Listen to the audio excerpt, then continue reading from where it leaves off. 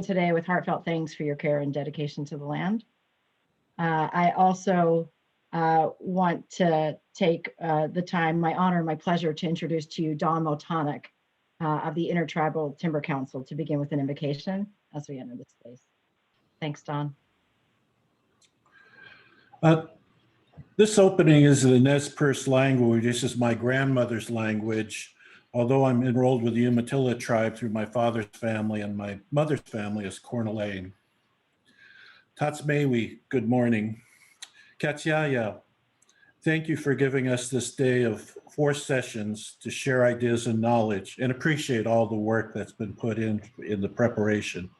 Purpose of our tribal blessings and thoughts is to provide a transition point for our minds and hearts to step into a new day and grow together in a new community. This special blessing and transition is to provide hope to mend our fractured forests, range, grasslands, and people with connecting the Western science and traditional knowledge from thousands of years of symbiotic relationships and language. Today, a new journey starts with caretakers listening and throughout the session seeking to ask successful questions for the many answers that are needed to mend our dynamic communities. We have a wonderful opportunity to start our journey as caretakers, and in the end of our 4 sessions, we can return to our communities and share our new gifts of knowledge to create a better society. Katsiaya, thank you for giving us this day together. Thank you, Don, and thank you all again for joining us on this journey. So let's get to know each other with some introductions. If those of you haven't seen yet, please go ahead and put your name and where you're joining us from today, and let us know why, what your number one why was, what drew you here today in terms of your interest, please, in the chat box as we begin with our welcome. And so with that, it's my pleasure to introduce to you Chief Vicki Christensen of the USDA Forest Service. Chief. Thank you so much, Chaz. Thank you, Dawn, for really settling our hearts and our minds. And just welcome everyone. It's a great pleasure and a privilege to be here with our friends from the tribes. Thank you to the elected tribal officials here today and to the Intertribal Timber Council for your support in pulling this event together. You know, I know it took a lot of work to make this meeting happen, and converting it from what was to be an in-person meeting last spring to now, I hope, an even more inclusive event, albeit virtually. And I also want to thank our Forest Service employees who are here today. Investing in relationships is a priority for the agency, and your presence shows how much we respect tribes and how much we value our partnership. You know, I know it's a bit unfortunate in that tomorrow there's a follow-up consultation that was recently scheduled, and it will conflict with part of the session Thursday. But our team will work with the tribal members who will be participating in that session tomorrow to ensure that you have some continuity of this workshop. So I'm just really honored to be able to kick off this series of engagements, a look forward to really deepening our government to government relationship. And I look forward to finding new areas where we can share common ground and work together for a better future for all. You know, the work that we do over the next 2 weeks in this workshop reflects our shared commitment to improving the condition of forests and grasslands across our shared landscapes. And the Forest Service is committed to sustaining and restoring shared landscapes for the benefits of people, from all the benefits that people get from them: clean air and water, habitat for native wildlife, forest and rangeland products, and so much more. And this definitely includes many resources and sacred sites that are important to tribes. We know that the work that we do as an agency affects the lives of Native people, and it affects sacred sites, medicinal plants, and other natural and cultural resources. And these resources are an important part of traditional and the contemporary lifeblood, and we have a sacred trust obligation to protect them. So it's really important for every Forest Service employee to understand our trust responsibilities and the unique relationship between the federal government and tribal governments. We have great respect for tribes as sovereign nations, and we are fully committed to our trust and treaty responsibilities. And we are fully committed to partnering with American Indian and Alaska Native tribal governments to achieve outcomes that will benefit all of us. So the bottom line, we will meet our tribal trust obligations, but we also have other reasons to collaborate with tribes because no one of us can meet the challenges we face alone. Insects and disease, invasive species, increasing severe wildfires, we know do not respect borders, and challenges like these pose risks, social, ecological, and economic risks to communities that depend on forests and grasslands, including tribes. So we know we're all in this together because we all face the same risks and challenges together. We really are interdependent across the landscapes we share, so we must work together if we are to protect the natural resources entrusted to our care for multiple generations to come. That's why the Forest Service is pursuing a policy of shared stewardship across shared landscapes. Shared stewardship means sharing decision space with tribes and other stakeholders to decide on what the land needs and what actions we can take together. By taking an all hands, all lands approach, we can achieve shared goals that none of us can achieve alone. So fortunately, we have some tools we need for shared stewardship with tribes. Since 2004, the Tribal Forest Protection Act has let us have meaningful collaboration on projects proposed by tribes on federal lands bordering tribal lands. The projects help to reduce risks from disturbances like wildfire and bark beetles. And since the 2018 Farm Bill, we've had projects submitted in 5 Forest Service regions, and we will discuss more than 20 project proposals during our sessions next week. So the Farm Bill gave us new tools for shared stewardship with our tribal neighbors. So we now have actually more opportunities to work with tribes and others under our expanded Good Neighbor Authority. We also have opportunities for TFPA projects with tribes under the Indian Self-Determination and Education Assistance Act, or Public Law 93-638. 638 lets us enter into self-determination agreements and future contracts for projects on National Forest System lands.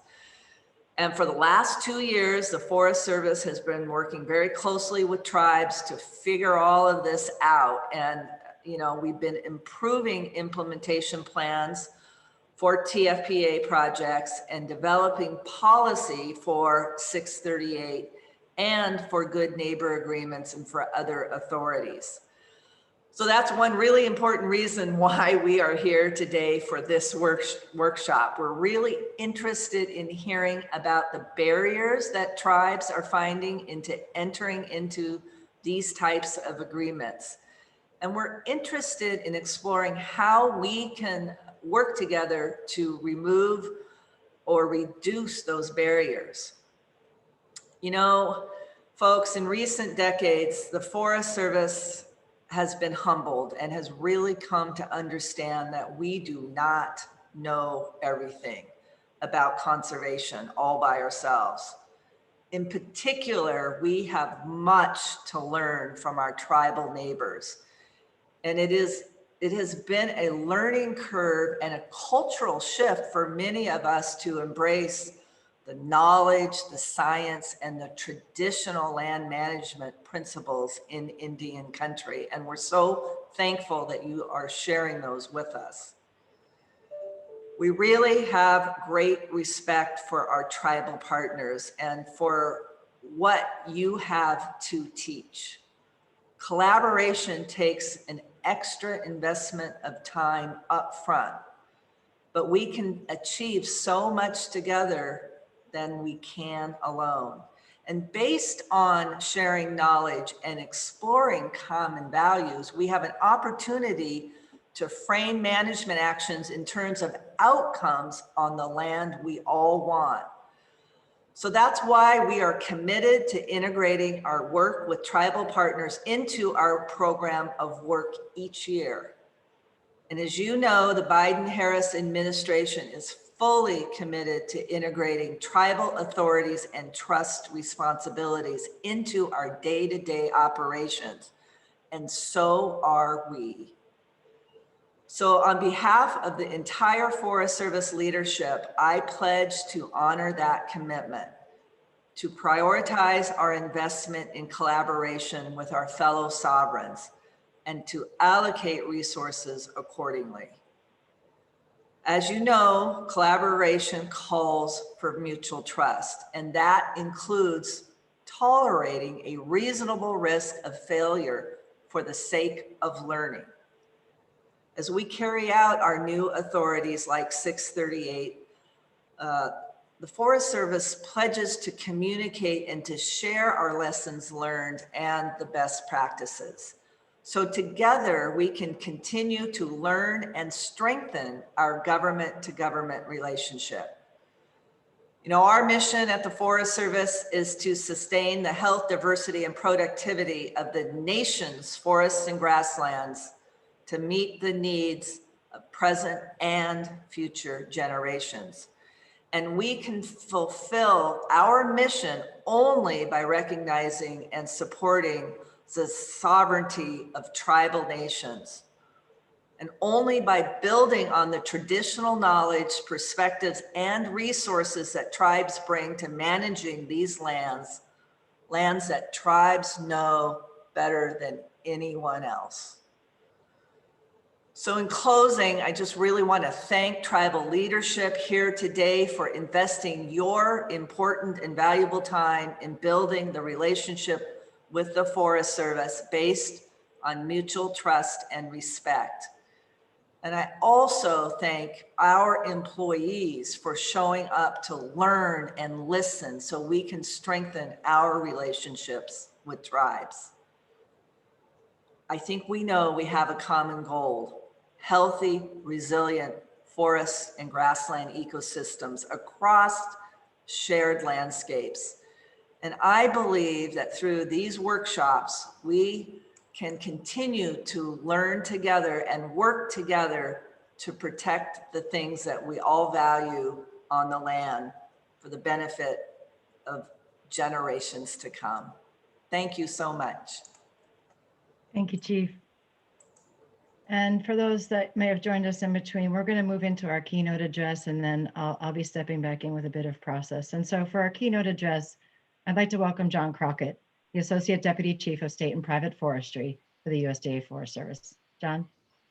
All right, thank you for the introduction, Chaz. And I just want to start by echoing the remarks from the Chief on thanks for the planning team for pulling all this together and seeing over 180 participants out there talking about tribal needs, tribal concerns between the Forest Service and tribal lands. That's great to see that amount of that number, and to see the breadth of the people and the positions and the values that you represent.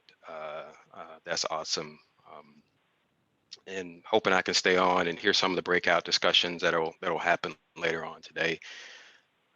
So I am John Crockett. I'm currently the Associate Deputy Chief for State and Private Forestry, and I get to work with the Office of Tribal Relations as part of my responsibility. Reed Robinson, who's on the line, see him right there. He's the director of the Office of Tribal Relations, and we have engagements on a weekly, sometimes daily basis to talk about tribal issues. Prior to this position, I was also deputy director and served in a few other positions on the forest management staff, forest management, range management, vegetation ecology staff in the Washington office. Um, and I've had tribal responsibilities as part of my portfolio for quite a while. So glad we're able to join today. It's great to see some of the faces out there. When the planning team initially asked me to do the keynote, it's like, me do the keynote? Why, thank you. But I had to reflect as to why, and they shared some rationale as to why they wanted me to do the keynote. And after I read that rationale, I was like, he sounds like a pretty cool guy. I'd want to listen to him too. So I don't know if you guys will have that same reaction after I share some remarks. So I do have some points that I want to make sure I cover, but I also kind of want to just freestyle a little bit. So I had this reflective period of tribal engagement and either the progress that we've made in some areas or the lack of progress that we've made in some areas. So as I started reflecting, so I've been with the agency for over 23 years, and the last past 8 years of it have been in DC in a variety of roles.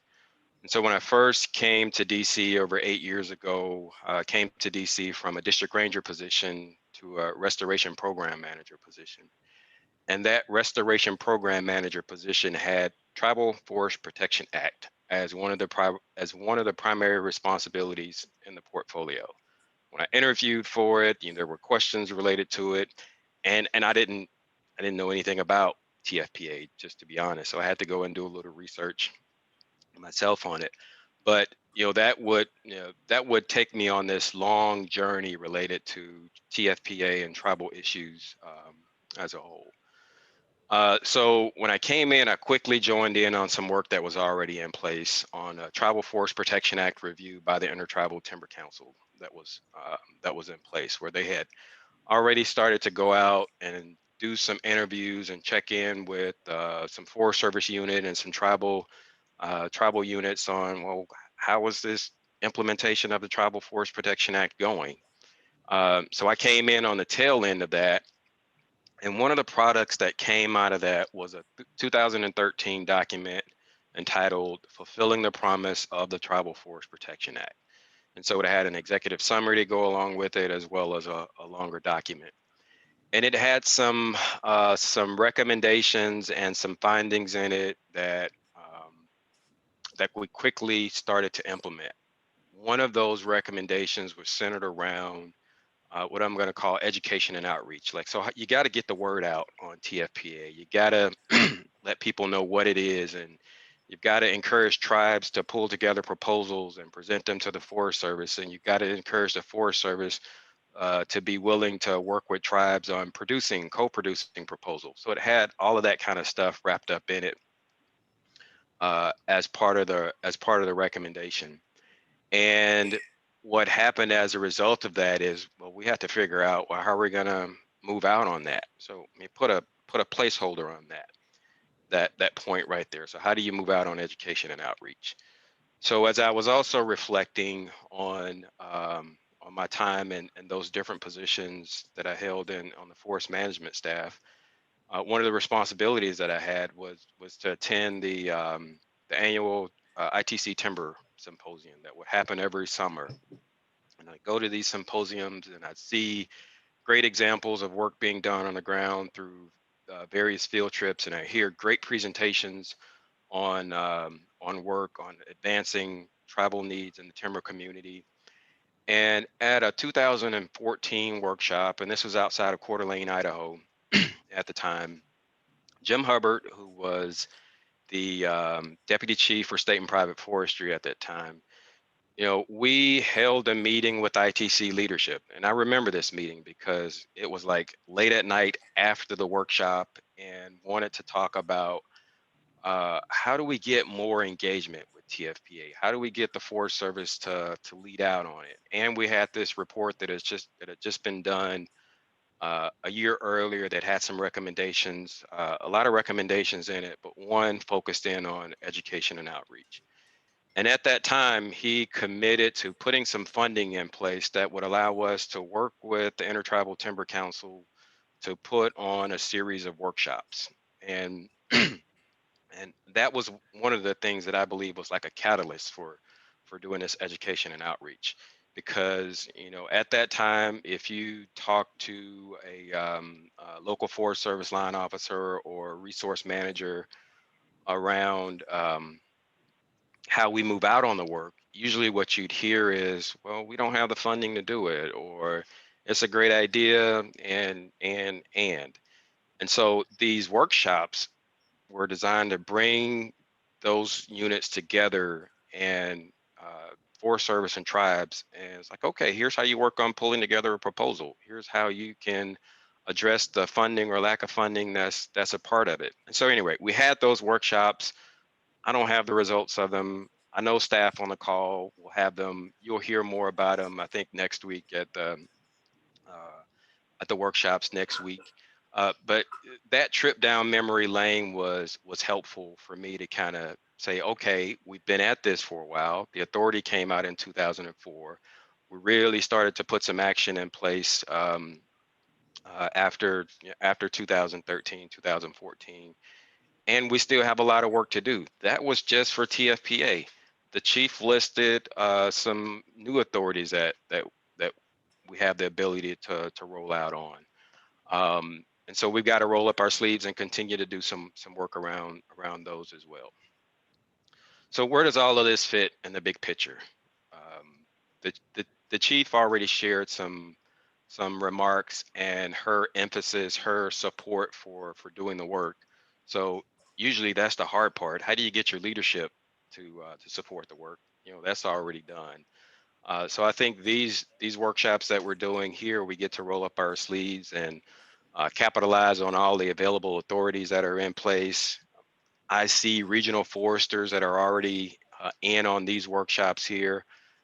So you've got leadership that are in a support role.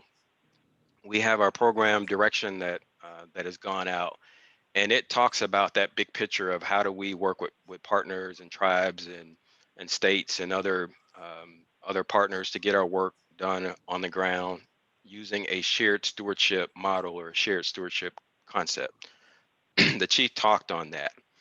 So we have support. That's usually a hard thing, or can be a barrier, if you will, but we have that in place now. We also have a renewed emphasis on climate, all things climate, and we have the opportunity to have TFPA be incorporated into our climate activities. Our work at the Forest Service's Northern Research Station with the Great Lakes Indian Fish and Wildlife Commission, they were able to build this tribal adaptation menu. And that tribal adaptation menu takes the perspectives of tribes, it takes their voice, and it allows an entity to build their work around that. And so it's just that, it's an adaptation menu that you get to pull in tribal perspectives from.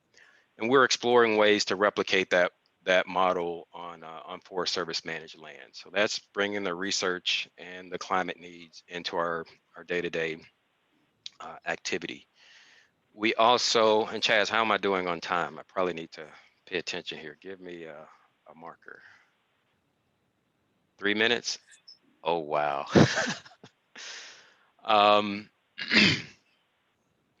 I guess my freestyle concept didn't play out to the best for me here, but anyway, I'll make the most of what I have left. So we have a tribal relations framework and structure that's purposely geared towards fulfilling our trust responsibility and working on our nation responsibilities as well. So to that end, we've begun to dig deeper and to fully understand where our engagement with tribes, such as the mapping and the level of degree of co-investment and co-management with tribes. What do we have the opportunity to do that on our landscape? And this work is reinforced by the Executive Order 13985, which came out this year, the Executive Order on Advancing Racial Equity and Support for underserved communities. So the chief talked about 638 authority and a new opportunity that we have. And we know we've got a whole bunch of people that have been working on the technical aspects of how we roll it out. We know we have a lot of interest from tribes and how they can take the tool and utilize it. And so over the course of the past 2 years, we've had a lot of meetings. We have leaned on our partners at the Department of Interior, who have had the authority way longer than we have. So we convene meetings to hear from them and learn from them. And we put a solid foundation in place, expanding on the TFPA authority. Have a couple of projects that we're able to move out on, and looking for opportunities to continue to expand that. So in closing, I think the conversations that you're going to have this week and next will definitely be helpful. As the chief said, we don't have all the answers. We don't come to the table saying we know what we need to know around this, and we are looking for those perspectives from others to help us with it. I want to leave you guys with a challenge. We have a funding need that's associated with all of these authorities. They didn't come with an appropriation, yet they came with the ability for us to utilize a tool and to move out on them. So my challenge to you is to brainstorm on creative ways for finding funding solutions for us to be able to move out on the authorities. We also had a conversation with our acting deputy chief in state and private, Jalith Hall Rivera, just around what is it that we can do? What actions can we take to put some finances in place to support this need? And so we have some ideas that we're brainstorming on as well, but we don't want to say, here's the answer.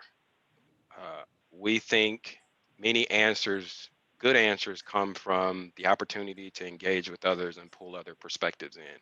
So as you have breakout groups, if you have time alone to reflect on that, think about creative ways to bring funding solutions to the table so that we can continue to advance these tools. Thank you for your time and attention. Back to you, Chaz. Thanks so much, John, for starting us off with a great focus on the hard truths and tactical realities of creating a project pipeline and successful collaborations between tribes and the Forest Service in 638 project execution. I'm going to walk us now through the workshop purpose and process with Stephanie's support. As we begin, I'm also going to highlight that our process in the workshop is going to be agile. We're doing that to manage some of the great new realities of our technological world. Those of you that were in early might have noticed you were waiting a moment to get in. We had a few glitches there as we got started. And so we'll be making a little adaptations around that today. As your design team, we commit to doing our very best in this process to care for you and your needs as we begin the journey together in these 4 sessions. So we are also going to be hyper available to you in that. I'm also going to ask you to offer each other the same care and respect on this journey of the next few sessions and beyond. There's a set of suggested operating norms that came in your toolkit with the information for the workshop, which I appreciate the kindness of your review for us to share and respect everyone's ideas. We're going to begin with a quick tech guide on the use of Zoom, and then I'll share an overview of the rest of today's agenda to get us started. And Stephanie, with that, I'm going to move over to you. Thanks, Chaz. So hopefully everybody can see the slides. This is, at this point, I'm sure many of you have done Zoom, but just in case, we wanted to give a quick overview. These are the guidelines and framework that were in your packet on Google Drive. If for some reason you can't access those, please let us know. It's just general courtesy, but wanted to start off with those. When you all came into the room, you'll note that your speakers were muted. You do have the ability to unmute to speak. We do ask that you raise your hand, but if at any time you need to unmute to speak, that's where the button is at the bottom. You can also click at the top right-hand corner of your video box, but we have found that this button at the bottom of your screen is the most effective. We encourage you all to do chat, and I noticed a number of you were sharing in chat some of your perspectives. You'll note that you can chat directly to individual participants as well as to the whole group. So just be aware that you might be sending a direct message or to everyone. Your direct messages are not saved by us as the hosts. Those are only saved on your local computer. So if for some reason you want to keep those for future reference, I do recommend that you save those. There's a little box at the bottom of the chat where you can save the chat. And Lissa, who is on the line, and you may notice her name, she can also help you. And Alyssa will probably wave in a minute, but feel free to reach out to her or myself with any technical questions. But feel free to chat via that vehicle to ask for technical questions. And I know some of you already figured out our personal emails, so you can also send us an email and we'll try to respond to those. So as I mentioned, there's everyone in private. This more button, or it might look like 3 little dots right next to there, is where you can save your personal or private chats.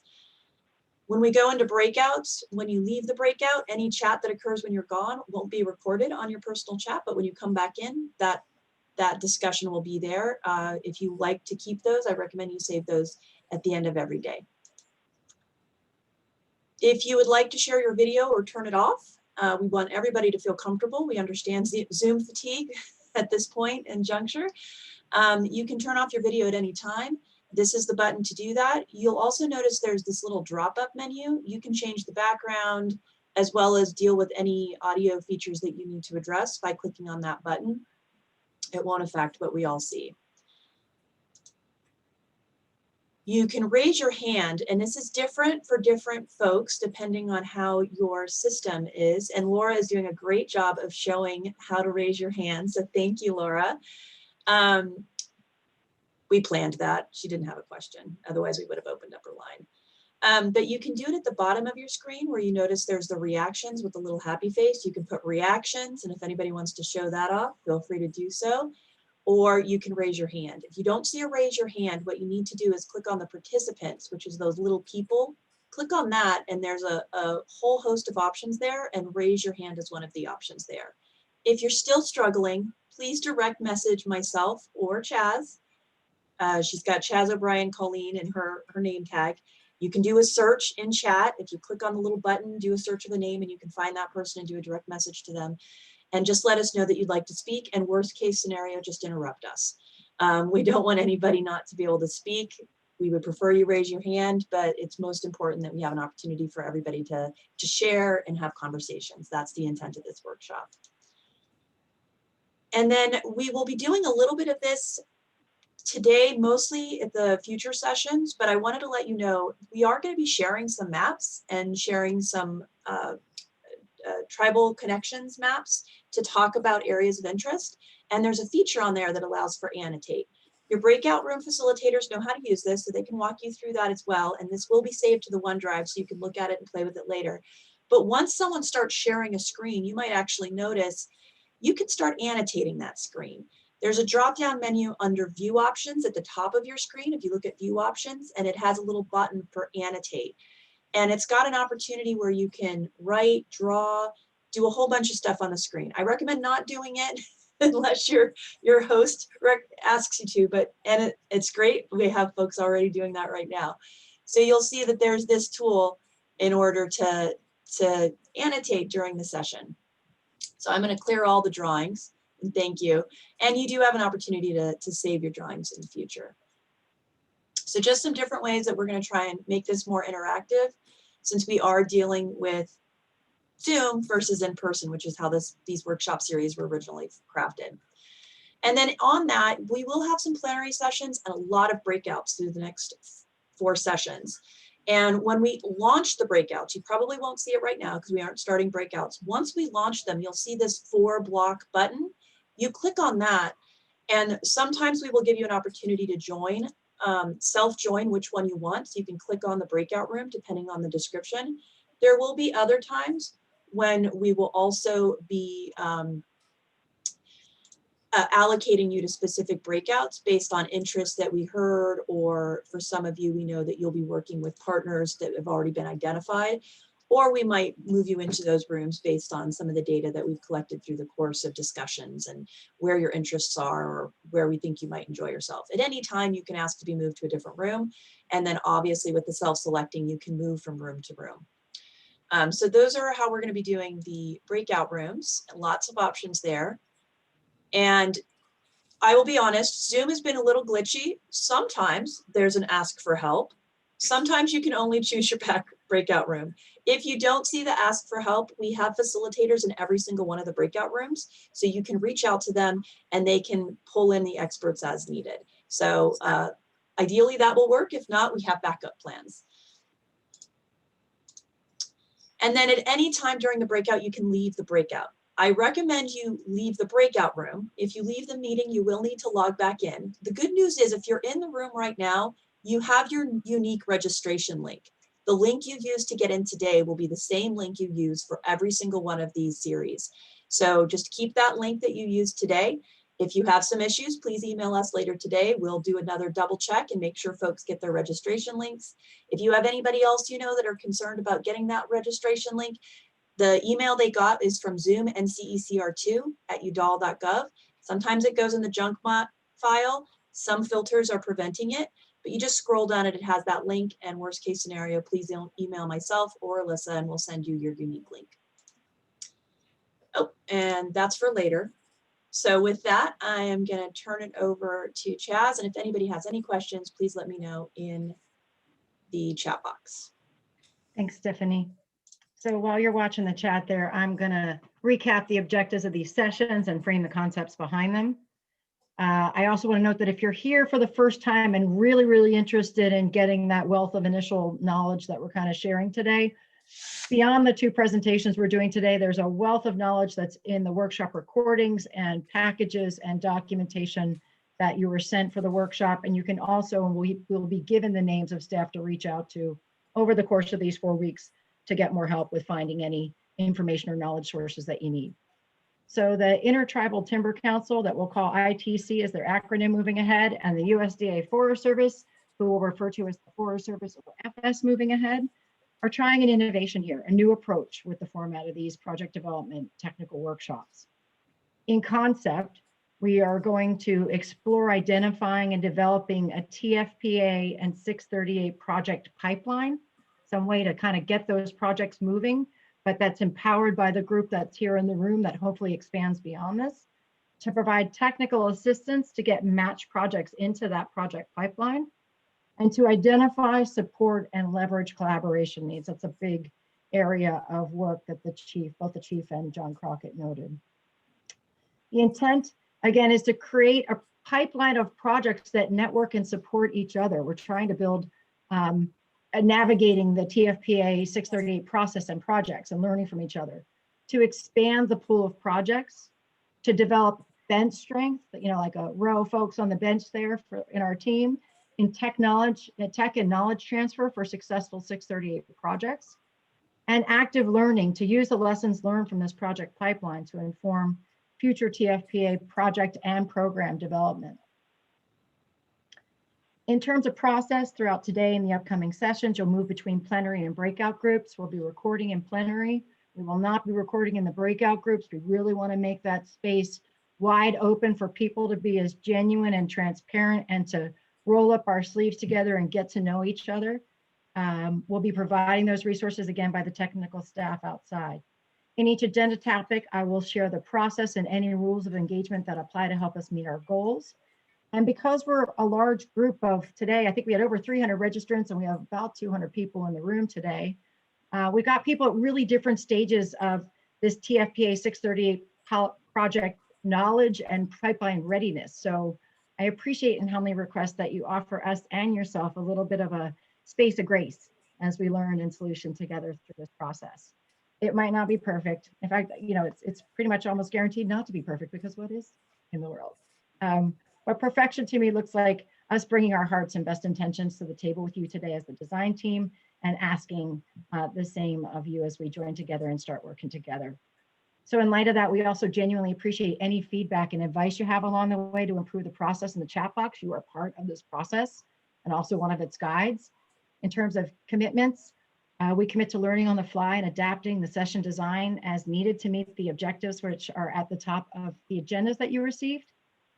And those are identifying opportunities to implement 638 focused shared stewardship projects, to create greater understanding of the USDA Forest Service 638 authority, to provide direct technical support to tribes and Forest Service staff for initiating these projects, to support the planning and initiating process of them, for collaboratively developed and supported project pipeline, this larger project pipeline. So today's purpose in session 1 is to create a shared understanding of the available authorities, the options, and the opportunities for collaborative government to government relationships, partnerships in this instance. So you all received the agenda and your meeting invite. Please keep that and the meeting toolkit you received accessible during the sessions. And as Stephanie mentioned, any needs that you have, just put those in the chat box and a member of the design team will jump in to help you. So as we move into the workshop today, we have 2 presentations on the Tribal Forest Protection Act and partnership options. And we'll have some time to connect in a smaller breakout as if time allows. We're making a little bit of adjustment today from some of those processes, that little glitches getting folks in the beginning. Also want to note that in every session, including today, there is an optional extra hour session for direct technical assistance to those that are interested. These sessions are intended to help you answer your questions, to better understand TFPA and 638 today, and as we move forward to questions to define projects and get them into a project pipeline. As we move through the presentations, as Stephanie noted, we'll have participants muted. You're not only free, but highly encouraged to light up that chat box at all times, add your questions on the presentations, chat to each other, and the design team and subject matter experts in the room will be helping us move through that. When we're at points to have folks raise their voices and bring them in the room, we'll let you know to use those hand functions. So let's get started setting the table, the knowledge table here, as we work to create shared understanding of the partnerships that inform our work. And I'd also like to propose maybe a motto for our engagement to get started. I know that water is sacred to many of you and important to all of you and the land. So my proposed mindset for our work is thinking about a glass of water, and not is the glass half empty or is the glass half full, but how do we raise collaboratively together the water in the glass on this? So just thinking about that in simple terms as we move forward. We're going to begin with a poll, which I'd like to ask Alyssa to pull up for us. Just choose one of those buttons and you'll see live broadcast. And that'll give us a quick sensing of where we all fall on the knowledge spectrum right now as we come into the room. And if there's anyone on the phone line, the question is, can the USDA Forest Service use its 638 authority to do a project that is not connected to a TFPA project? Yes, no, or still not sure. So let's just take a moment for folks to fill that out and click one of those boxes.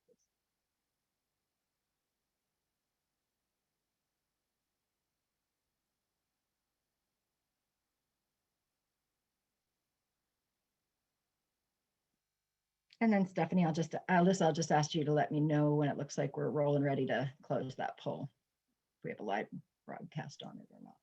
We have a few lingering, so I'm going to do a countdown from 10, 10, 9, get your votes in, 8, 7, 6, 5, 4, 3, cue the Jeopardy music, 2, 1, and let's end that poll and see where we are. So we still have about 42% still not sure, which is okay. That's why you're here. We have a few that said, no, you do not need a TFPA project aligned with the 638. And we had 27% of you saying, yes, you do need to have a TFPA project connected with the USDA Forest Service 638. So I'll turn that over because we'll get some answers to this question and you can figure out where you landed with our next presenter. But Chaz, you want to get him set up while I get his presentation up? Sounds great. Thanks, Stephanie. One thing that's going to be interesting to note is that, there's that interesting difference that the TFPA and 638, the 638 authority under the Forest Service authority is a little bit different. So it's not surprising that we see some of those different answers in there. And it's nice to see the breadth we have in the room. I'd like to now introduce you to Cody Desatel, the Intertribal Timber Council President. and one of the many people in the room today that I'm grateful for to elevating my understanding of TFPA. So Cody. Thank you, Chaz. I'd like to start by thanking John and Chief Christensen for their comments and continued engagement on this. They've been great partners with ITC on moving this TFPA agenda. So just some brief history on what led to the Tribal Forest Protection Act and changes through time that's got us to where we are today. So the history of the Tribal Forest Protection Act started really in about 2003. What we saw was a very bad fire season, highlighted by the Rodeo Chetasky fire in Arizona that burned over 450,000 acres. Two fires combined, one started on reservation, one started off and burned onto, followed by another bad fire season in 2003, which impacted 18 reservations nationally, 11 in California alone, and completely burned over 2 reservations in Southern California. So the legislation was introduced by a California congressman in response to that. A lot of support in Congress, ultimately was passed in 2004. And even at that time, back in 2004, there was an early recognition that planning and implementation of fuels and forest health treatments should be managed across landscapes, and collaboration should happen amongst and between neighbors. Next slide, please. So Tribal Forest Protection Act was established to emphasize the government-to-government relationship between the federal government and tribes, specifically with the Forest Service and BLM. Set forth the goal for protection of trust lands. Again, reservations established for that perpetual homeland purpose of the tribes, not an option to move those at any point in the future. So it's of the utmost importance that we maintain protection and management of those landscapes. Also acknowledge the tribe's historic and cultural interests, both on reservation and off. Many tribes have protected, reserved, and treaty rights off reservation, and many of their culturally sensitive and significant sites exist outside the reservation on both state and federal lands. And a recognition that tribal relevant knowledge and skills existed, that many tribal programs had both traditional ecologic knowledge that was helpful in management decisions, but also a history of management of both forest and fires that is still pertinent today. And I think the more we move through time, the more we recognize that skill set in Indian country. Next slide, please. So the Tribal Forest Protection Act authorizes the Secretary of both Interior and Ag to enter into agreements or contracts to carry out the projects proposed under the application. It can be either forest or rangelands. And the Secretary is required to respond to those applications or those proposals within 120 days. Give special consideration to those projects. Tribes may propose projects for work on National Forest Service land that poses a fire, disease, or other threat to the trust land or community, or is in need of restoration. And there's a term that was included in the act, adjacency, that I think has been very loosely interpreted, thankfully, by the federal agencies. Because again, there's both tribal interests on reservation, but adjacent shouldn't just mean directly next door to the tribal lands, because again, there's tribal interests throughout their traditional territories, and many of the disturbance events we see don't necessarily recognize boundaries. So while they may not be right next door, they still influence tribal lands and tribal interests. And TFPA proposals are submitted to regional foresters for review and approval. And what we'll find out as we discuss this and as we get into the breakout sessions is really that communication should start with your local forest before that proposal goes to the regional forest. Next slide, please. I'm trying to move through these fairly quick so we can catch up a little bit, so I apologize if I'm talking fast. So Forest Service 638 authority, the 2018 Farm Bill authorized 638 contract authority to Tribal Forest Protection Act projects. That was fixed really a mechanism that I think, in my opinion, was limiting the use of Tribal Forest Protection Act historically, because the original passage of the act just allowed tribes to request projects on adjacent federal land, but didn't provide any funding to allow participation in the planning or NEPA of those particular projects. So really all it did was give tribes the ability to say, hey, Forest Service, can you do some work next door? We see some forest health or fuels issues that we'd like to have addressed. Next slide, please. So this is one of those mechanisms that we have available. There's lots of authorities across the Forest Service, lots of different funding mechanisms that can allow for collaborative work. And this is a new one, but it's important to Indian country because it's a mechanism that's very familiar to Indian country. The act, or the Public Law 93-638, was passed in 1975. It's been used extensively across Indian country with the BIA for the last 40-ish years. So it's an important thing from a tribal standpoint because it brings familiarity and how the program operates.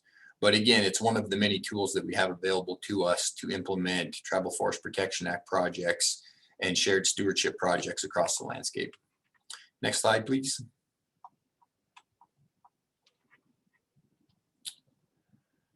So just a little history about Public Law 93-638, or the Indian Self-Determination and Education Assistance Act. It was intended to provide maximum Indian participation in the government and education of Indian people. So at the time, they recognized that tribes were really best equipped to manage their own affairs, that while the government tried, they weren't always very successful. And this gave tribes the ability to contract those functions, those federal trust functions, and make decisions that were best for the tribe based on their own personal perspectives. So it gave tribes the authority to contract with the federal government to operate programs serving their tribal members, limited to federally recognized tribes or tribal organizations. And again, that's been interpreted fairly loosely. I think 638 is utilized pretty widely across Indian country for a number of different things. And they may contract or compact programs, functions, services, or activities that the federal government would otherwise provide for the tribe. So when we look at this specific to the Tribal Forest Protection Act, we're really looking at project-specific contracts or agreements on the Forest Service side. So we would define a discrete number of activities or functions that the tribes would provide and what a budget or scope of work would look like associated with that project. And I think that's a very, very important thing to improve the utilization of the Tribal Forest Protection Act, again, because tribes weren't funded to do this thing in the past. They have funding that they receive largely from the Bureau of Indian Affairs, and that is geared very directly to the management of trust acres. And Forest Service or any adjacent federal land is not considered trust in the same context that Indian trust land is considered trust. So that was a hugely important mechanism to provide funding to allow that tribal engagement. And next slide, last slide. So the 2018 Farm Bill, and specifically Section 8703, gave the Forest Service authority to enter into an arrangement with tribal cooperators under the Indian Self-Determination and Education Assistance Act, which took a fair bit of work. ITC has been working with Forest Service staff for about a year now to develop what that template would look like, to vet that template through OMB to ensure that while this is a pilot project, we have a mechanism set up that's functional, that both sides understand, and that through a demonstration of project success, we hope to make a permanent authority. So there must be a Tribal Forest Protection Act proposal covering the work under the agreement. And what we found in our experience is it's very important to talk to your forest early to understand what that scope of work is, what the funding request would be, and that both sides understand that proposal before it goes to the regional office. That helps immensely. That the Forest Service retains responsibility for any NEPA decision. So the line officer is still responsible for signing off on the NEPA decision, but that's not to say that tribal staff can't contribute. So when we look at any particular section of that NEPA decision, whether that's an environmental assessment or an environmental impact statement, there's still significant work that can be done by tribal staff to help support those decisions. And then this is currently a demonstration project, a pilot project. And I mentioned that earlier, that we see this as a great mechanism for shared stewardship moving forward. So it's critical that we take progressive steps to show success, and that this pilot project or program should be made a permanent authority and will become one of the many tools in the toolbox we have to implement shared stewardship across the landscape, as Good Neighbor has been used with states and the federal government for the last decade or so, or close to. And with that, I will pass it back to Chas so we can get to the breakout sessions. Thank you. Great, thanks, Cody. As we move into the next section and transition between this and the next presentation, I'm going to ask folks, Stephanie, if you can, Alyssa, if you can please pull up the polls. We're going to take a quick poll to warm you up again and a little activity to start getting your voices in the room. We're also going to be managing the issue we had with our tech this morning. So thanks, Cody. You gave us a few minutes back there that we're going to skip between the two breakouts and go to one breakout at the end to accommodate that. So Alyssa, for the first one, how familiar are you with the TFPA? You've conducted or participated in a project is the first option. Developed a proposal, but are still waiting to implement is the second. You participated in workshops, webinars, or have read materials. You're still learning, or the what's TFPA? Just getting started.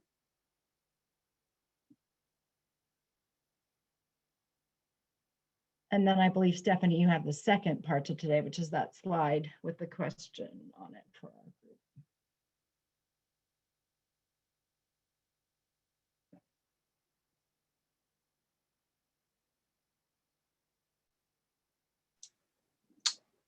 Got a couple rolling in. Let's do a 5-second countdown. If you haven't voted, take a moment. And if you're not sure, it's okay.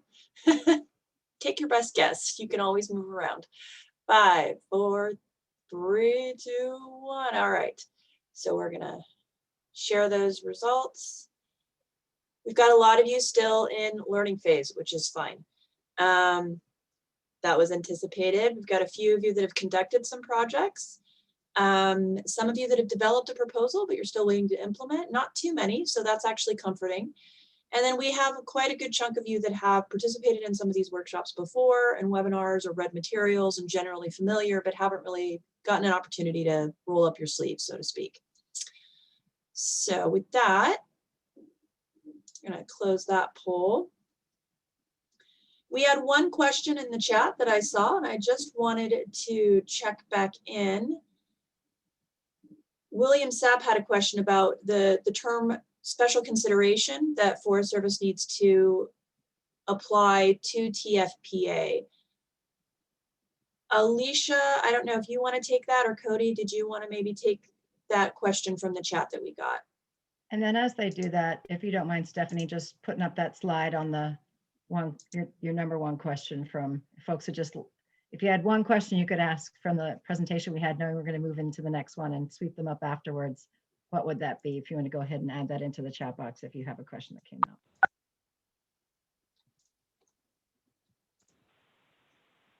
Alicia, I see you're live on audio. Go ahead.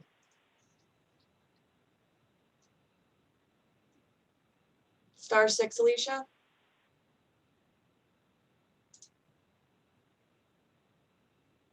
Alicia's having a little trouble with audio. Lynn, do you want to take that? I would prefer if Cody or Alicia, they're the experts. I was looking for the question in the chat. What was it again? It was, what is special, William Sapp wrote it. He had a question about what special consideration means for Forest Service, special consideration of a TFPA proposal. That's probably better answered by a Forest Service staff. I think it's been made a priority, but it's a priority based on what the administration or the chief or USDA has made a priority. So again, John referenced this, that the authority was given, but no appropriations were given. So this is really a working relationship between the local forest and the tribe to recognize what work capacity there is, what funding availability there is, and is there potential to approve that project. And for the most part, I think the Forest Service has tried very hard to find ways to make sure those projects get accomplished, but I don't know how to define that or how the Forest Service defines that term. Thanks, Cody. And since we're having a little technical difficulty on Alicia's line, we're going to stand that down and hold it until after the next presentation. That's a great start, though, with this first presentation on TFPA. Let's move into our next presentation and final for one before we move into the breakouts. Today we have Lynn Schulte, the U.S. Forest Service Grants and Agreements Specialist, who's a noble compatriot and stand-in to our partner, Allison, who wasn't able to make it with us today, to walk us through the partnership options. So welcome, Lynn, and thanks for sharing. Thanks so much, Chaz. So let's start out. As she said, I am sitting in for Allison Lament, that is the Forest Service Office of Grants and Agreements Policy Specialist that handles 638. So let's everybody mentally, though, on this first slide, on this first title, it says implementing 638 through agreements. And let's consider this how we're going to implement TFPA projects through agreements. So Stephanie, next slide, please.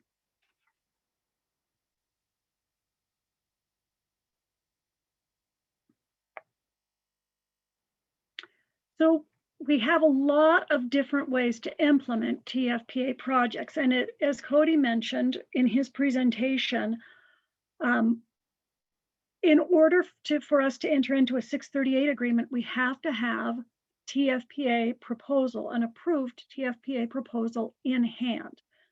Now, is it a one-to-one relationship between a TFPA project and a 638 agreement? No.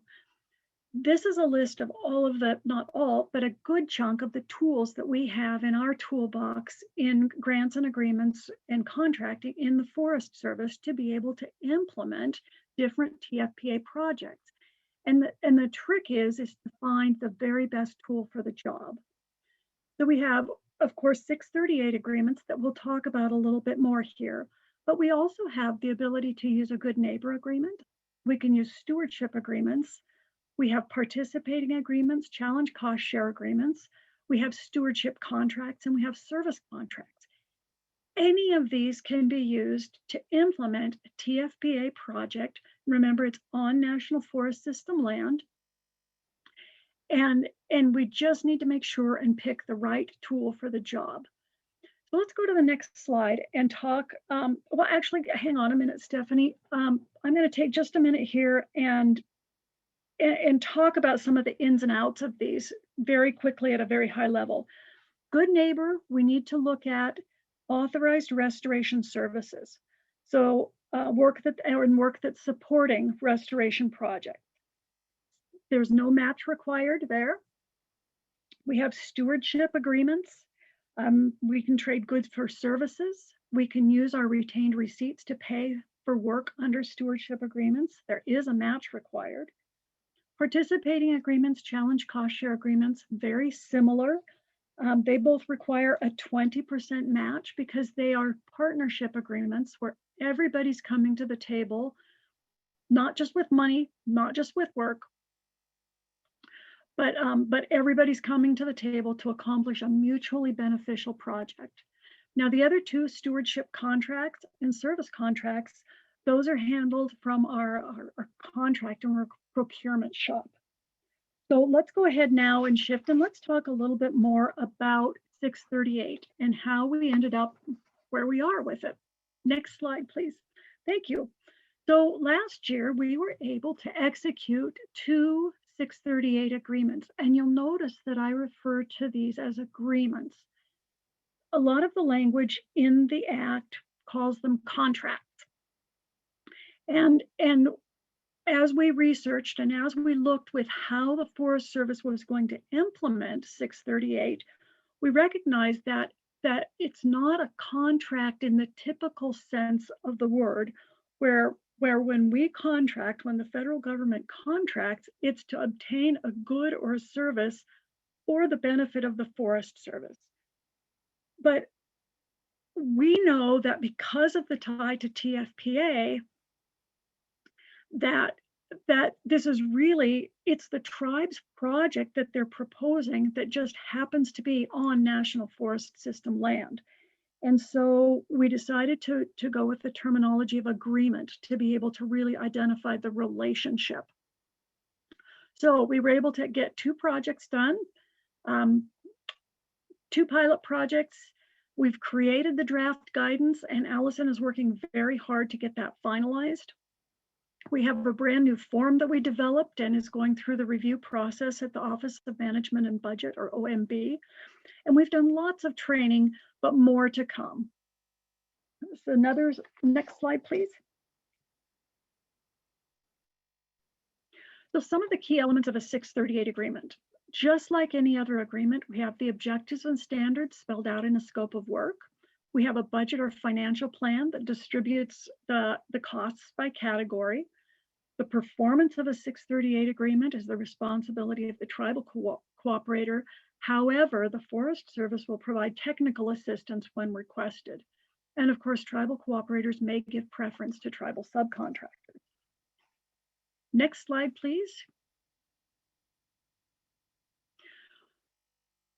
So we talk about allowable activities, and we're going to just keep saying this until people are really clear that the TFPA, there has to be a tie with TFPA and 638. And the tribe may propose a project on agency land managed which borders or is adjacent to Indian trust land and poses a fire, disease, or other threat to the trust land or community. If it's in need of restoration, it's not subject to some other conflicting agreement or contract, and it does involve a feature or circumstance unique to the proposing tribe, i.e. legal, cultural. Next slide. And I'm doing kind of like Cody, trying to talk fast so we can get into those breakout sessions. And I see that there are a number of questions in the chat that we can look at too. What's the agreement package look like? That's always a question that people have. We have a cover sheet. We have the provisions, just like would be in any agreement or contract, but they're specific for 638. We have a scope of work and a financial plan. And of course, we have to include the TFPA proposal in the approval letter. Sometimes we have to include a tribal resolution. And then any other documents for clarification that we might include, like silvicultural prescriptions. Next slide. So some of the things that I think are really important for us to all recognize and remember is that this is the tribal project, not a Forest Service project that a tribal cooperator performs. There's no mutual benefit or interest required, like we have to identify in our participating or challenge cost share agreements. There's no match required. The grant regulations at 2 CFR 200 don't apply to 638, but as an aside, they do apply to Good Neighbor. They certainly may include technical assistance and capacity building for the tribe. Indirect costs and contract support costs are allowed. And the Forest Service can also provide equipment, vehicles, personal property necessary for completion of the project. And the tribe can also access property through the ISDEAA. Next slide. So one of the examples, one of the very first 638 agreement that we were able to execute was with the Tulalip tribe in the state of Washington for reintroduction of beaver for watershed management and to restore the natural health, the stream health on the Mount Baker Snoqualmie. And if we've got some folks on and at some point they want to talk about that, it would be super. But as far as I know, everything's going swimmingly. So we were also able to implement a fencing project down on the Santa Fe. And that one is moving along too. So next slide, please. What's next for 638 agreements? We're still working, as Cody mentioned, we're working on project-specific 638 agreements.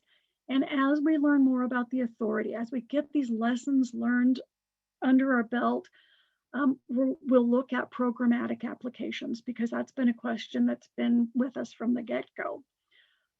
The Forest Service and our tribal partners need to take a close look at how we plan and prioritize and select projects for implementation to further incorporate the tribal interests and priorities. pilot projects, we can do 10 before we have OMB approval of our new form. And we've got 2 under our belt now. We should be getting that approval anytime. The big thing, Chaz mentioned this earlier, and that's what this workshop is all about. Do we have shelf-ready projects and funding?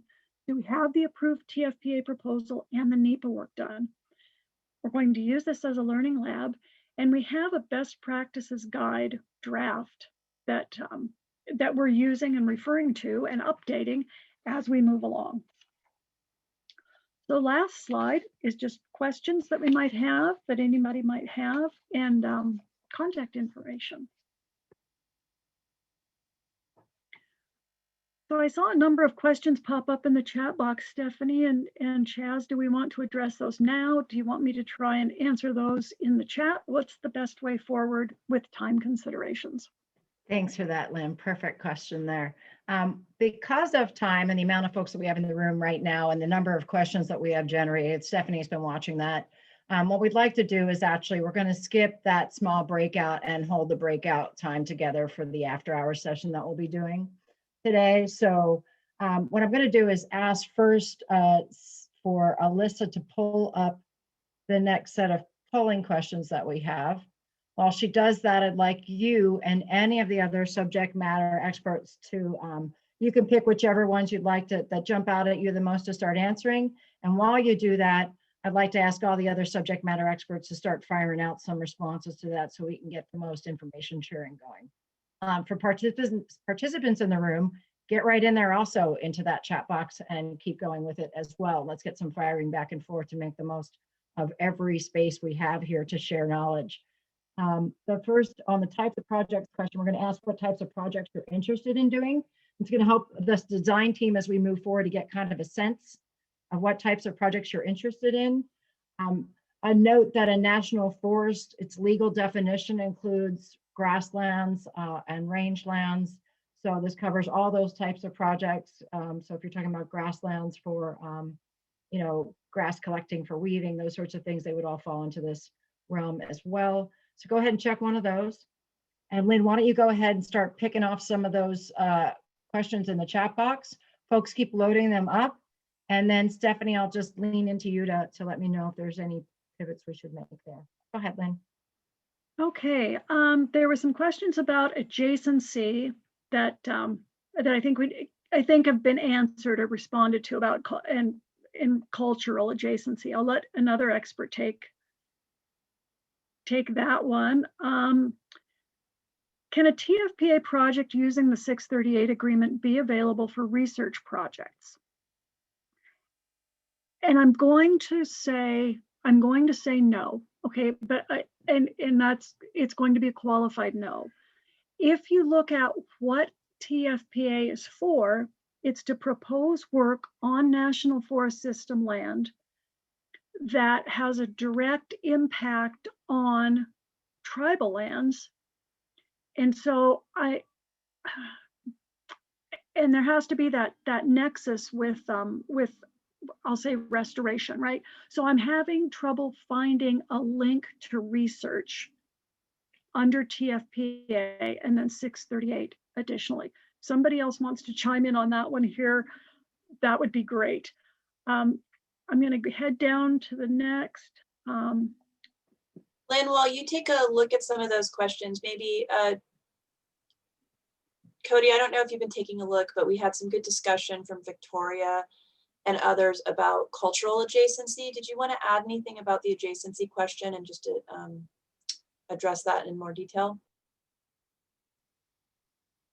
So what we've heard so far is that adjacency was intentionally left vague so that the forest could have conversation with the tribe that made the proposal to define how important it was and why it was important. So I think that's a conversation you should just reach out to your local forest to address and maybe your regional office.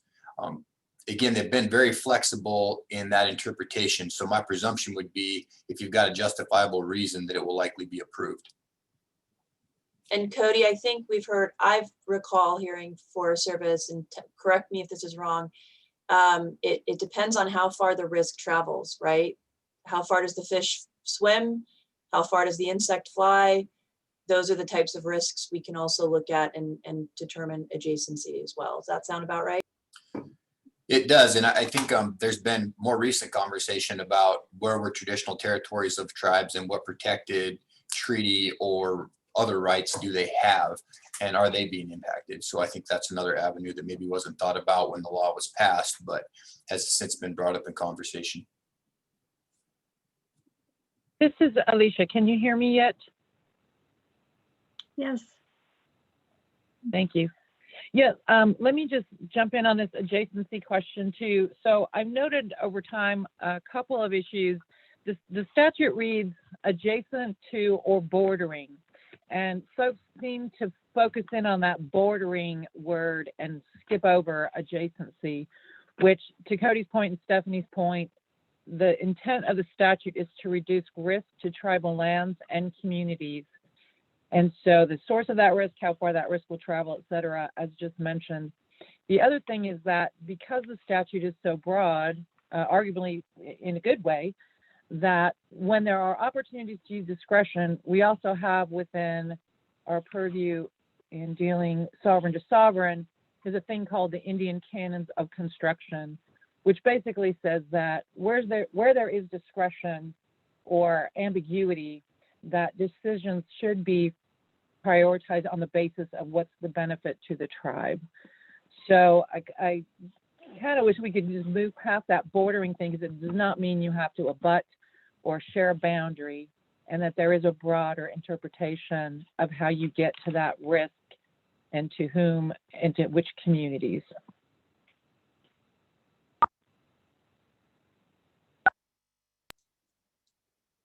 Thanks, Thank you. Alicia. Where do you want to go next, Stephanie? We had a lot of really good questions. Well, William's question regarding special consideration, it was answered in the chat, and I know we're getting a lot of chat, so I just wanted folks to know that Reed, I think, had the most succinct response. Consideration equals prioritization. So in terms of your question, William, that's what we got. And then we've got some specific questions that I think Lynn can probably address.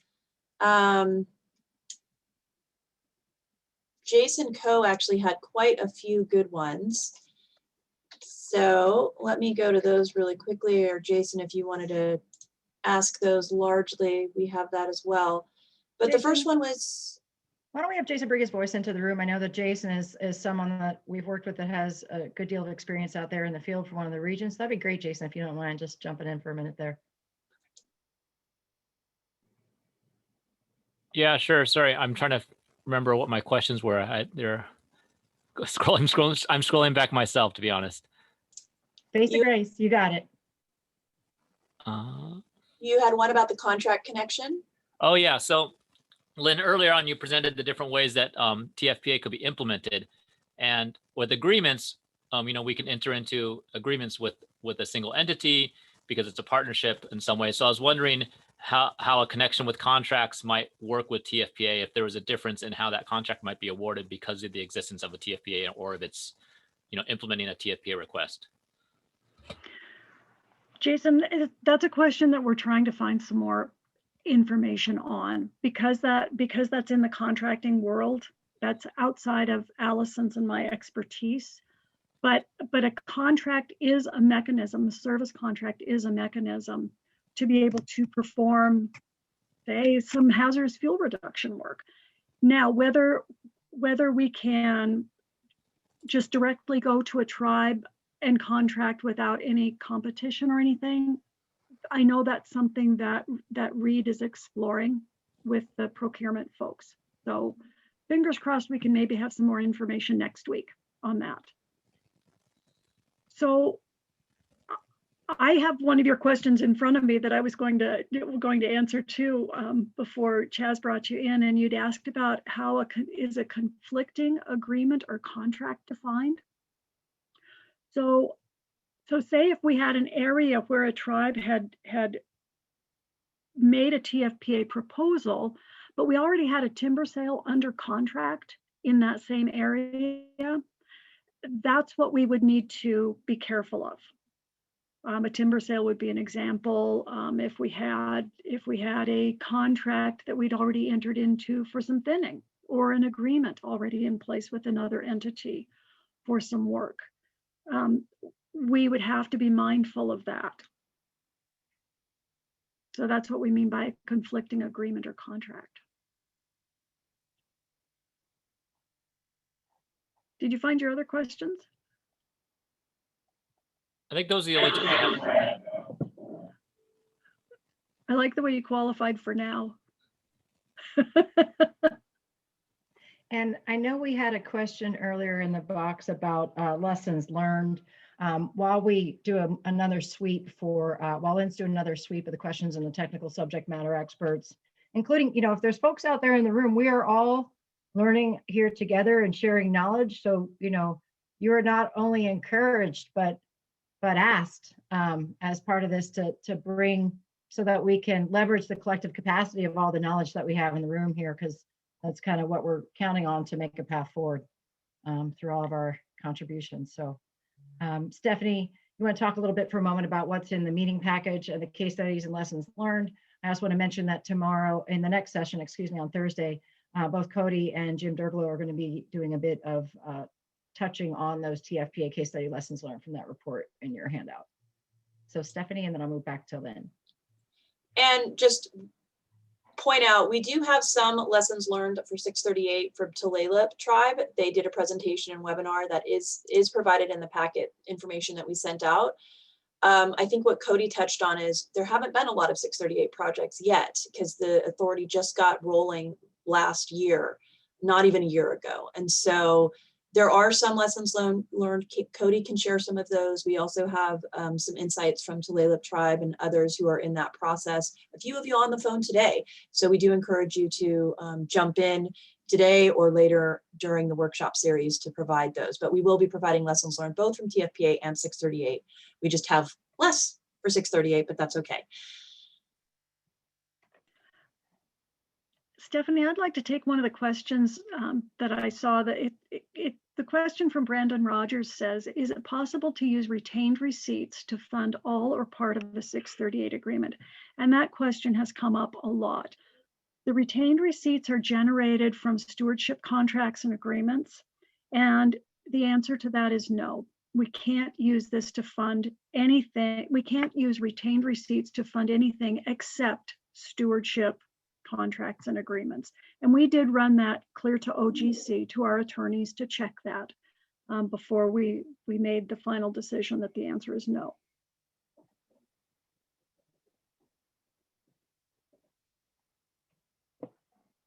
And Daryl Hernandez had a question.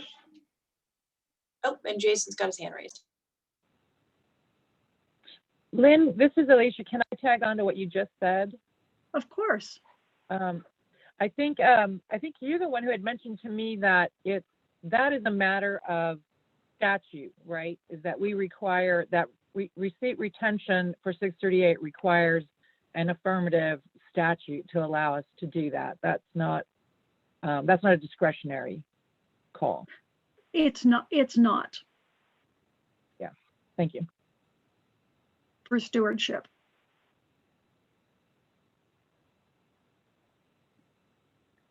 We ready then for Stephanie? You went 1 to 2 to who? Well, Jason's got his hand up, and then we've got some questions in chat that I'll coordinate with Lynn as well. Go ahead, Jason. Yeah, thank you, and thanks for this this workshop. This is great, and getting to see some old folks I've worked with. So it's awesome. But so one of the questions that keeps coming to my mind and has for years around TFPA is, so what can it add to us? So that question of retained receipts. We can do a master stewardship agreement with a tribe or work through a collaborative group to be able to do some of the same projects and things. We can use cooperating agreements that don't have some of those other checklists and process to it. So but that conversation of the lack of a need for match is definitely a great thing. But I'm just trying to make sure I understand what all of the added benefits are. And and I don't mean that in a bad way. I've been trying to use TFPA to good effect for 10 years now, and have struggled to use it, though Keith Carnes was mentioning with Leech Lake Band that they are using TFPA now, so they've cracked that nut. So Keith, I might get back to you later, and same with Cody, but so just curious, I don't know if that question makes sense. I think it's a question really that Keith or Cody are best suited to answer. What's the benefit of TFPA proposals? Well, for us at Caubill, working with the Caubill National Forest, it's really adding capacity. So there's certain aspects of the forest where they're limited, and that's usually cultural resource being the best example. That we've, in my program, have 50 cultural resource staff, and the forest across the entire 1,000,000 acres has 2. So when we look at their ability to accomplish work and contribute to NEPA documents, they're limited by those 2 individuals, regardless of how much capacity they have in all of the other resource areas. And I mean, comparatively, I've got a really big staff compared to most of the national forests next to me. Within my natural resource division, I've got 500 or 600 people, which usually shocks people. And when we reach out and explain what capacity we have and how much active management we do here and the experience we have, we almost always can contribute something to our adjacent federal lands. That's great. Thanks, Cody, and glad that ended up working. I remember talking about that 7 years ago. Awesome. Thank you. And Jason, you and some others also had some questions regarding funding from external sources. I think you had specifically about funding from sources like CAL FIRE, and then Sherry Copeland had a similar question regarding a shared stewardship agreement with state agencies, and how 638 or TFPA might be coordinated with state trust lands and other lands and resources. So Stephanie, just before we jump to them, one caveat or one sort of framing I want to put on this also is we're going to talk about capital at a certain point. And as we begin this conversation, though, I want to take a moment to talk about capitals. So there are different types of capital. There is economic capital that's obvious to all of us. There is human capital, there is social capital, and there is political capital. Also, that chess is a great game when you only have 2 players. And it's a really tough game to play in a multi-party global world. And so I often like to say that I'm a hyper collaborator and a bridger. It's what I was, I mean, it's my mission and my purpose in life is to connect people and help them help each other. And so, you know, in thinking about that, how do we begin working together in this multi-party context? And, you know, what is the power of the people that we have here right now? So I'll go over to our first person that you noted, Stephanie, thanks. So I'm happy to address those. If we have other funding, we have a number of different mechanisms to use that other funding, that contributed money, in either a 638 agreement or in any of our other types of agreements. The money can come from a partner to the Forest Service to then turn around and be obligated under one of these tools like 638. Or our tribal partner can bring it to the table. Either way, so lots of options there, and it's something that you would just need to discuss with your G&A specialists on a case-by-case basis. Now, the question that Sherry Copeland asked about, can the 638 or TFPA agreement consider work on state trust lands that could also be impacting tribal trust lands? Or is it constrained to NFS lands? It's constrained to NFS lands. The TFPA proposal, while the proposal needs to identify the impacts on the trust land, it's limited to work on National Forest System land. Same thing with 638, it's limited to National Forest System land. Can we have complementary instruments for work on and off national forest? Absolutely. But it's not a one size fits all authority.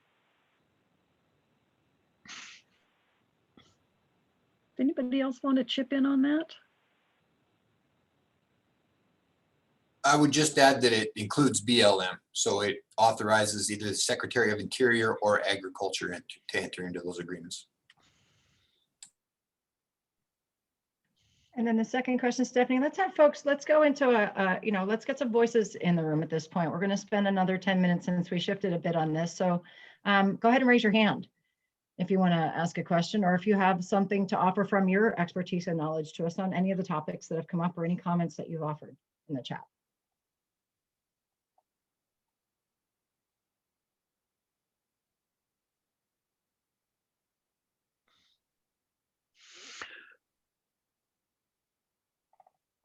No, I want to bring the training to the room. No, I mean, is it allowed? Is it allowed? I'm not even sure. Yeah, Laura, you were referencing, you noticed a couple questions in the chat box regarding training. So instead of us sharing stuff, maybe I know ITC hears a lot of questions about training and how TFPA might be used for it. Did you want to add anything to that question before we bring it to the speakers? Oh, no, I'm sorry about that. Didn't realize I was off mute. No Face problem. grace. So Lynn, training and whether TFPA and 638 can be used for training. No, well, indirectly, right? Indirectly, because if you think about the purpose of TFPA, it's for addressing an issue on National Forest System land. So let's just put prescribed fire in the room, right? Could you use that TFPA proposal that recommends putting prescribed fire on the ground on NFS land? Could you use that as a training activity under an agreement or a 638? You bet. But if it's purely for training, like could we use a TFPA proposal for this training? The answer is no, because there's no tie. There's no tie to a TFPA proposal or an activity on the ground. So we have to be it's very broad in some regards, but it's also very narrow in others. It's all about restoration and risk and work on the land.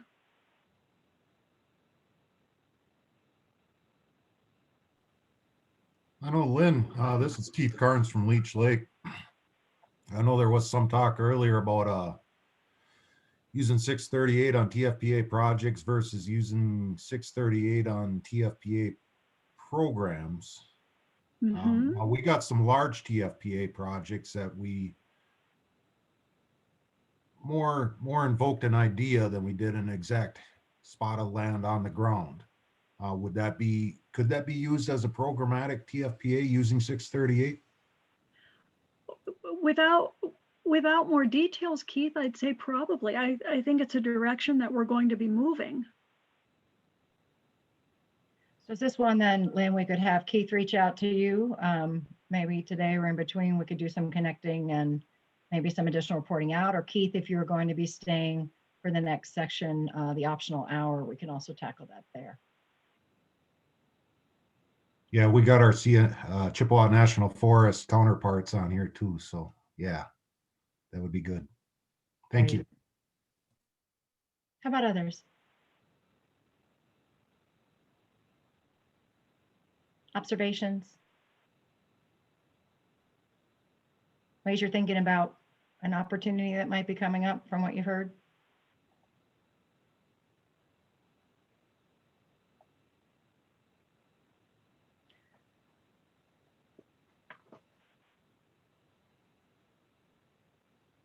Stephanie, how are we doing in the chat box? We got a lot of questions and questions answered. There's some interesting dialogue that folks want to, I encourage folks to stay over for the optional working hour. We've got some discussions about GNA versus TFPA and maybe legislative authorities and where some of those barriers might be. We also have a lot of in-depth discussion about adjacency and what that means. We have Keith's question regarding programmatic and kind of long-term contracts agreements on 638. And in case folks hadn't heard it, I know that Cody shared over the live mic, but both Keith and Jim Durglow provided some really great perspectives on the benefits of using the TFPA authority and potentially 638 for their tribes and their situations, which vary from those presented by Cody, as all tribes are unique. So it provides another spectrum of examples of why you might want to use the TFPA 638 authority. And then we also have some discussions about retained receipts and stewardship authority and GNA, which I think we could explore in more detail. A lot of questions were answered during the chat, so I love how folks are kind of answering each other, but I wanted to give you all an opportunity to look at that. And we'll discuss those during the optional breakout. But if there are any other questions, Chaz, I'll just remind folks, I'm going to share real quickly so you can see it, of if you had one question you needed to answer today, what would that be? So put that in the chat. You can raise your hand if that's something you want to raise your hand for, or you can stay for the optional session. And then I'll go over that and close this out. We still have a little bit more time here, about another 10 minutes. So what I'd like to also do is ask Alyssa if she'll pull up the polling results that looked at what types of projects. Go ahead, John. Yeah, I'd like to share a thought at some point. So just wanted to flag that real quick. Now's a great time. All right. So it's been good to kind of sit back and listen to the questions and see the questions that pop up in the chat. And I'm thinking about like those questions where the answer is like a hard no. And we know if there was a yes related to that question that we'd be able to either advance the work or do a whole lot more with it. And the one that really kind of stood out to me is the one on the retained receipts. And I get the rationale behind it. But that's when I challenged you earlier in my earlier remarks. Those are the kind of things that we got to kind of continue to think through, to figure out how to get to yes. And right now we might be hampered by legislation, law, or guidance that says, here's our hard point. But remember, TFPA was put into law by legislation. So we have the opportunity to make changes. We get these opportunities through additional farm bills or appropriations, or so if something is not just right, particularly on things that are going to generate revenues that allow us to get more work accomplished on the ground, I would flag that as a way to figure out how to get to yes at some point down the road. So I just wanted to throw that out as an observation. Thanks. John, I really appreciate that. And another thing I really appreciate about you generally is that you're a strategic thinker and you think in the long game and the short game. And so I really appreciate the point to remind us that as much as we're focusing in on a short game here of projects in a project pipeline, but there is that long game of where do these projects and authorities go. So that was a really great reminder that we're not limited. We are trying to focus, but we are not limiting those engagements here. And the other is that going back to another point that someone made about the research and John's challenge to get to yes and find the yes. I always find what happens when you kind of go up a little bit higher. So if you actually considered a full project life cycle from start to finish, maybe it begins with research and it ends with a project that is an implementation project. So it's also about how you conceptualize and sort of put the puzzle together, or play. I'm a big fan of Jenga as an analogy. So where you slide that one little in and you're tipping the other one there, that's that kind of get to yes work we're doing now. So thanks for that, John. Who is next to get their person? Oh. Let's go to Lynn, then Alicia. Well, to that, two things. John, that would be a game changer if we can get retained receipts available, and it is going to take a legislative fix, and we can work and talk on that, because that'd be huge. But the other, to your point about research, Sarah had a really good response in that research is available to support and to work with, but it may not be a direct TFPA project or proposal that research takes on and does on their own, but they are there to support and be involved. And I think that's a really great point that came from the chat from Sarah. Thanks, Sarah.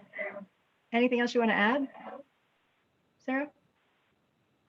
Not necessarily, just if anything, with the TFPA project, it might create a great opportunity for research. And kind of what I threw in there is from an ecologist and a researcher standpoint, the perfect example would be a before after control impact study, and TFPA projects could allow us to do that. And also what Keith Carnes and Cody and Jim were mentioning, where we can really implement tribal management goals and tribal desires in this way. And this also might be a chance for us to sort of test the outcomes and the impacts of utilizing that on the landscape. So yeah, I just think that there's immense opportunity for research to be involved. It might not be the primary, instigator, but it definitely can be involved. Thanks. And Sarah, once again, what part of the world are you from, and what role do you play, and are you actually interested or possibly available as we start developing this network to be a lifeline to somebody looking to talk about research? Yeah, please, most definitely. So within the U.S. Forest Service Research and Development, we do have our tribal relations points of contact within all the stations. I greatly assist the Rocky Mountain Research Station in that capacity. So yes, there are a lot of scientists who are chomping at the bit and waiting for this and excited to help, not just myself. Thanks.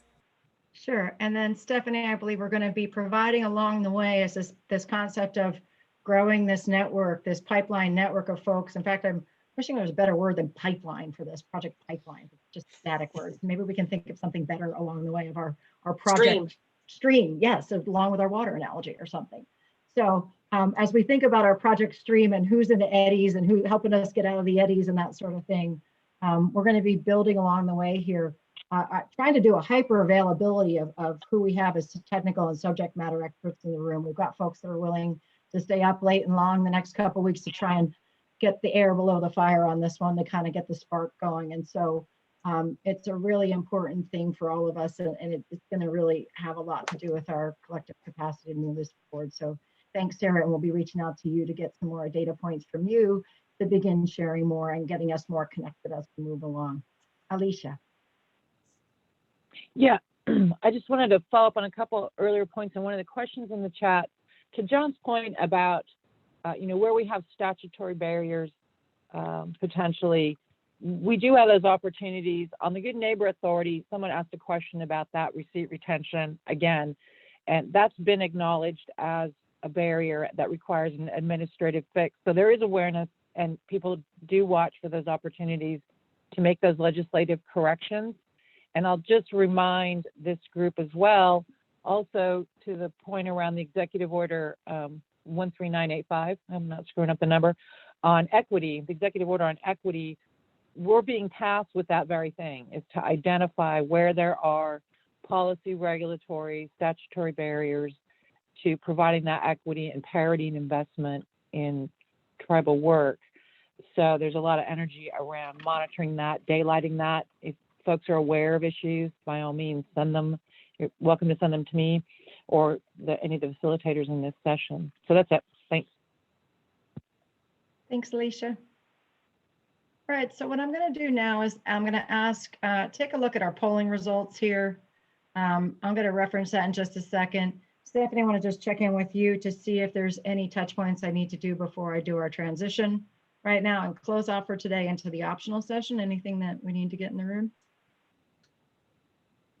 Just double checking. I think we had a couple people that wanted to ask a question. Just let folks know we are pulling all of the questions from the chat and identifying additional opportunities to answer those either in our optional workshop session that's happening after this for those of you who want to stay a little bit longer and dig a little deeper, as well as throughout the workshop series. So there will be options to answer those questions, if not today, definitely tomorrow and later in the webinar series. We have a lot of different threads going through, so we will be collating those. And then I did want to point out, in addition to the results that we've got on the poll, we also had some great ideas about, as we heard, research. We also heard about aquatic landscapes, meadow restoration, equine management, which is similar to wildlife, but some determine equine different than wildlife, so acknowledging that. Forest restoration, and a few others that we'll be tacking on to those as interest areas. Great, thanks, Stephanie. And I love, it's nice. This is the second time, or sort of the second round that we've done with Stephanie, working with you all, and it's nice to kind of get our rhythm going here. It's great working with Stephanie. So we're now going to start, we're going to do a little closeout right now. And I appreciate you just staying with me for a few minutes if you're not going to stick around for the optional working session. We're going to start an optional working session in each of these where it's an opportunity for you to begin diving deeper, to ask more questions, and to think through Q&A and do more knowledge sharing. For those of you not planning to stay, I appreciate your kindness just bearing with me for a few more housekeeping items before we go. First and foremost, thank you on behalf of ITC and the Forest Service and the whole design team for your participation today. Please come back. We're stronger together. I appreciate your sharing. Second, Alyssa, if you can pull out the exit poll for today. If you might take a moment to answer the exit polling questions that are going to help us refine the next session design and ensure we're meeting your needs to explore this idea of a project stream. Third, if any of you are not going to be able to make session 2 because you're attending the tribal listening session that day, please let us know in the chat so we can follow up with you directly and do any connection outside of the session on that. Fourth, as emphasized again today, you're going to be getting contacts for you to reach out to between sessions, myself included. I'm dedicated to this for the next 2 weeks for us to try and put as much energy into this as we can to get the most out of it and help us to find the path forward. And then finally, we're going to be reporting out, like Stephanie said, on the outcomes of the session, the future session. So those who are not staying, thanks, and enjoy the rest of your day. For those of you who are staying, please use the next 10 minutes to settle in, maybe take your quick bio break if you need to, and grab some water. And then you'll be able to follow the questions that we'll get up on the screen while the others drop off.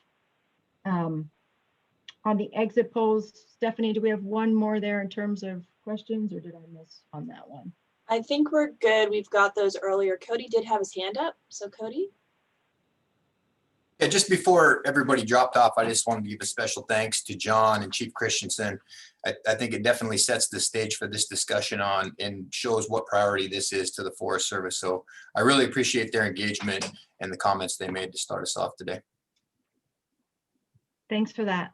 And Stephanie, I'm struggling here to take a look at my list of who's in the room still. If we have John, do you want to say anything before we go, or anyone else from the Forest Service? And then I see Laura Moser's got her hand up.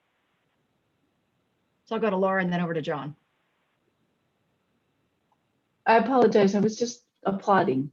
Thank you. Great. Good job. That, I'm feeling it forward looks myself. like a hands up too. That was me. Thanks, Laura. Go ahead, John. Yeah, so nothing groundbreaking or earth-shattering. Just thanks for the opportunity to engage and to hear the conversation.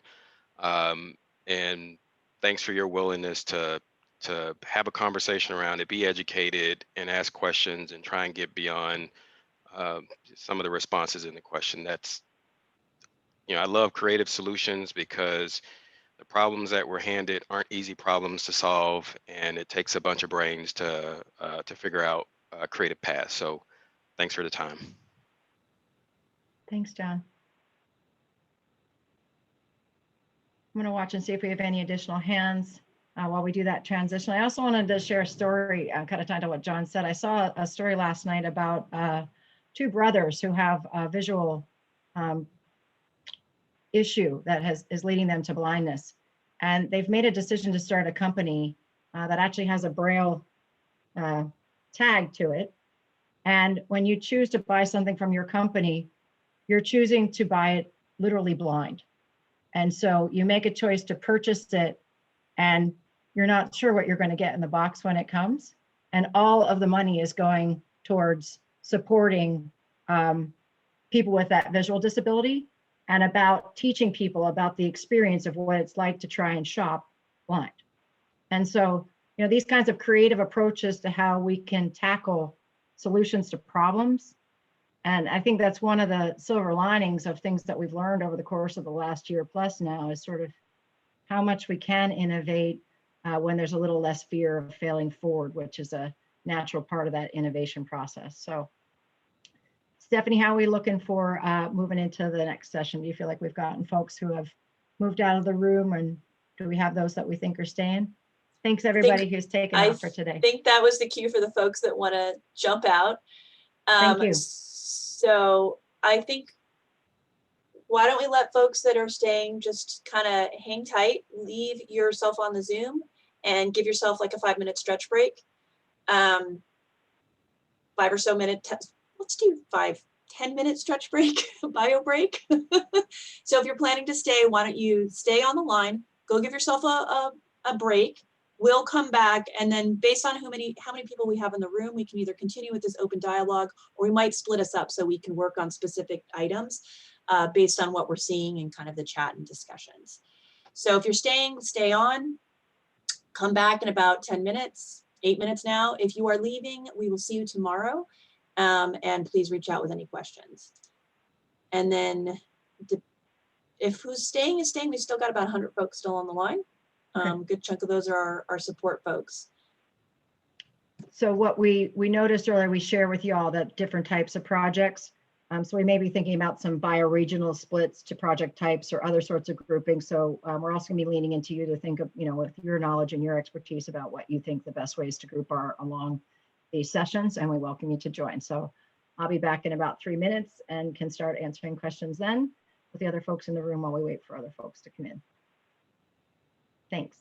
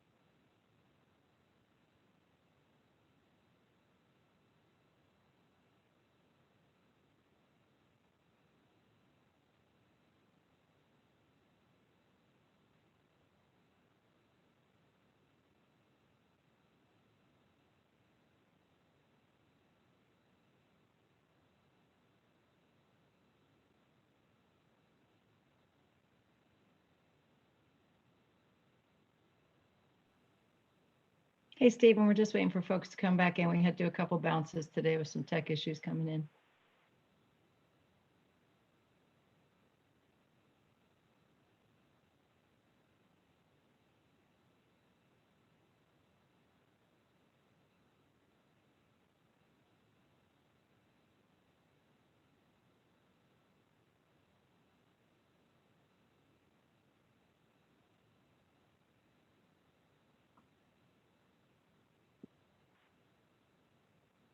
And as folks rejoin the room, just go ahead and turn your cameras back on for us so we know you've rejoined us. Got about another 2 minutes. I see all the smart people eating.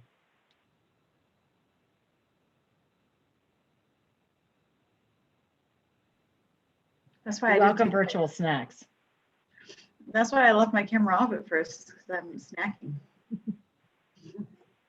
We're breaking bread together virtually. It's important. Virtual snack hour. Yes. All right, looks like we're getting quite a few folks back into the room to get started. Give it another minute for cameras to come on. Still got a really nice large group, which is awesome because that means people are excited about being here and interested in jumping in on this, which is fantastic.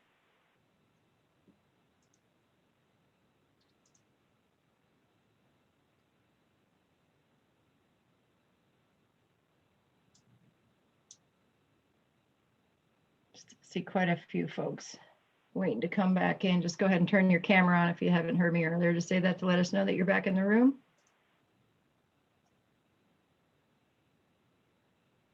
And Alyssa going to check with you that when we're ready, we can put up, we're ready to go when cued on that selection for the breakouts.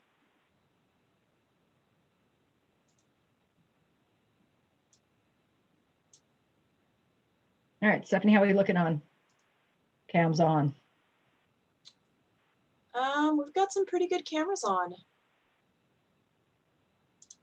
And I forgot to mention that I will be giving an award for the most interesting background setting during our 4 sessions at the end of our engagement. And starting a rotating contest as we continue to work together. All right, so in the next segment, we're going to get a little bit of time for y'all to start rolling up your sleeves and digging in the dirt a bit. We're going to take a look at, have you work in some breakouts based on your bioregional sort of breakouts. So we're trying to take a look at, we're thinking through this and we want your help on this also about what makes the most sense. There's a lot of ways we can move on this. There's project type. There's project complexity as we move forward as some sort of, indicators or buckets we might put things in. But the most common one that we thought about from both a cultural, socio-political, other socio-ecological and economic type of indicator framework, we're thinking that bioregional would be the way to break out and then start refining down as we move forward. I want to repeat again that as we began this, can folks raise your hands in the room if you are a person who received a letter and are part of what we're calling a matched group? Physical hands or raise hands, whatever you have. I see one there, see another. All right. What's it look like all the way across the board there? A mix, Stephanie, of folks that are in the different stages. Let's go ahead and do this. Let's pull up the poll on the experience with TFPA, the results on that experience with TFPA projects, and maybe just run that one more time in this group. Are we able to run that one more time for this group to get another check? See if this is still the same. So go ahead and just click that quick so we can get a quick pulse check on the spectrum of folks we have in the reduced group today for this session.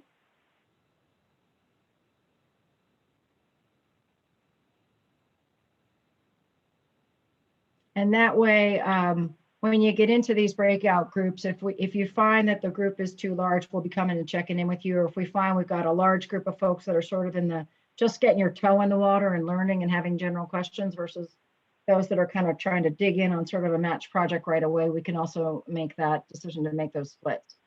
We've got a few facilitators in the room Stephanie, is there anything we need to let those folks know with the shifts that we've made today?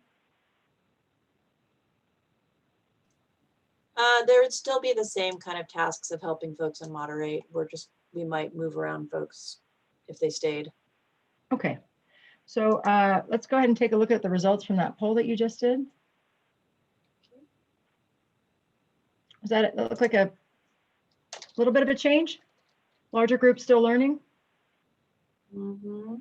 And so it looks like maybe folks are a little fresher on the starting end of the spectrum of jumping into TFPA in our group today. So there may not be, if we find there's folks that are in one of these breakouts as we send you out into them right now, just you can come back. I'm going to let Stephanie talk about how you can reach out to us during that time if there's any need to make any shifts to the groupings to make sure we get the best information delivered to all of you. We're still a large group, so we're going to try our best with that. So Stephanie, you want to cover how we'll do these breakouts, and then we'll move folks out into them. We'll move out into those breakouts for about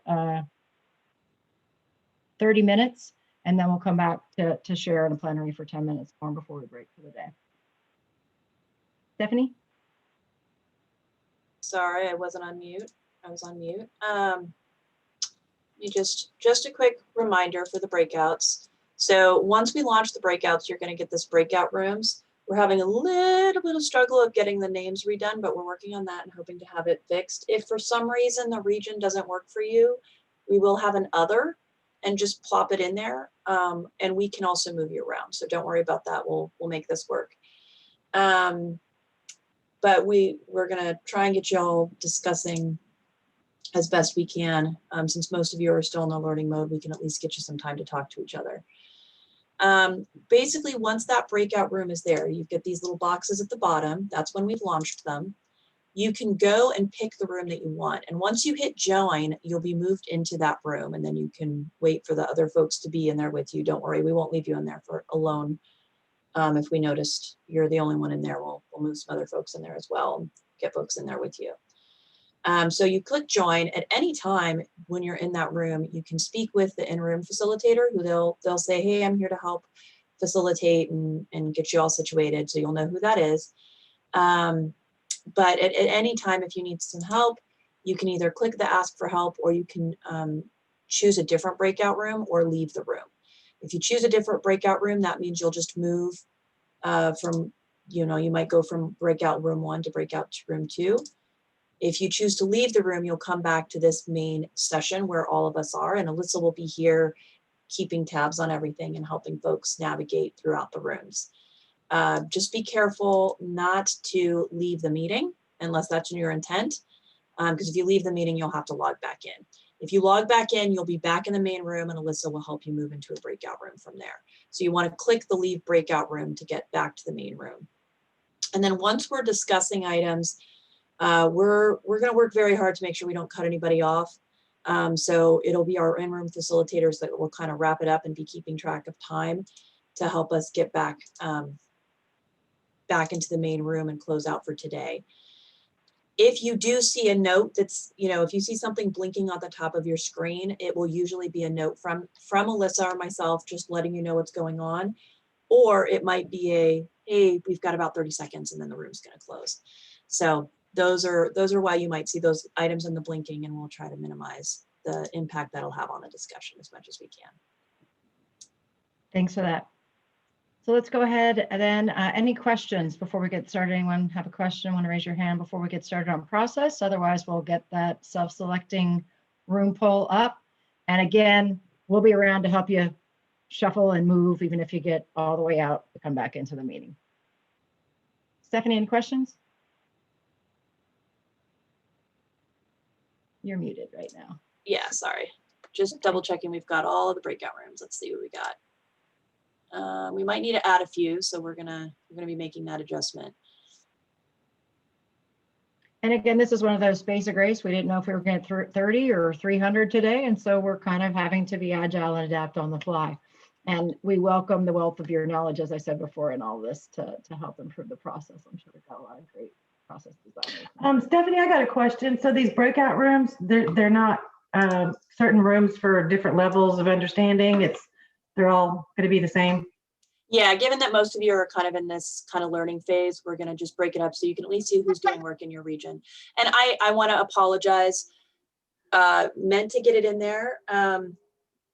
We are missing Alaska and Mountain Region. So if you guys want to go into the other, do apologize. We'll get you situated tomorrow because we will be doing regional breakouts in the larger session as well. And one note to, is it Rowena? Yes. Hi, Rowena. Chaz. One of the other things too is that if we have higher level expertise in the room, you know, our idea is trying to kind of build this, you know, increase our strength here from where folks are in their knowledge levels.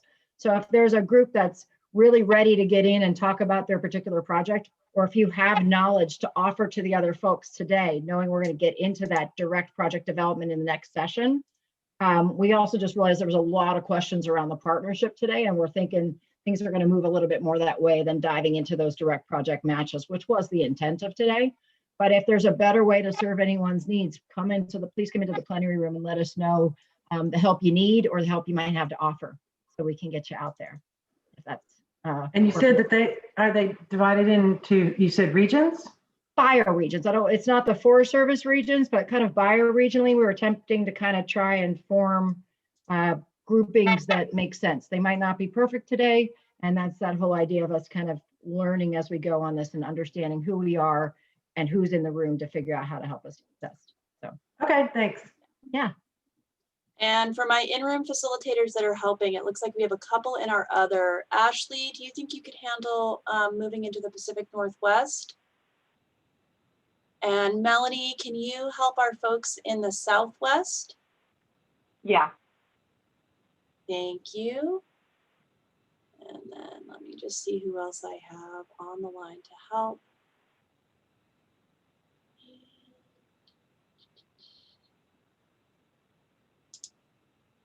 Rebecca, do you mind helping our folks in the Great Lakes region?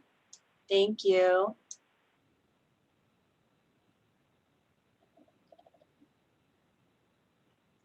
Laura, do I still have you on here? I think I do. Yes, I'm here. Can you just help coordinate our California folks? Okie doke. And our note for Melissa to everyone, if you'd like to discuss Mountain and Alaska bioregions, please make your way to the breakout room entitled Other today. Are we ready?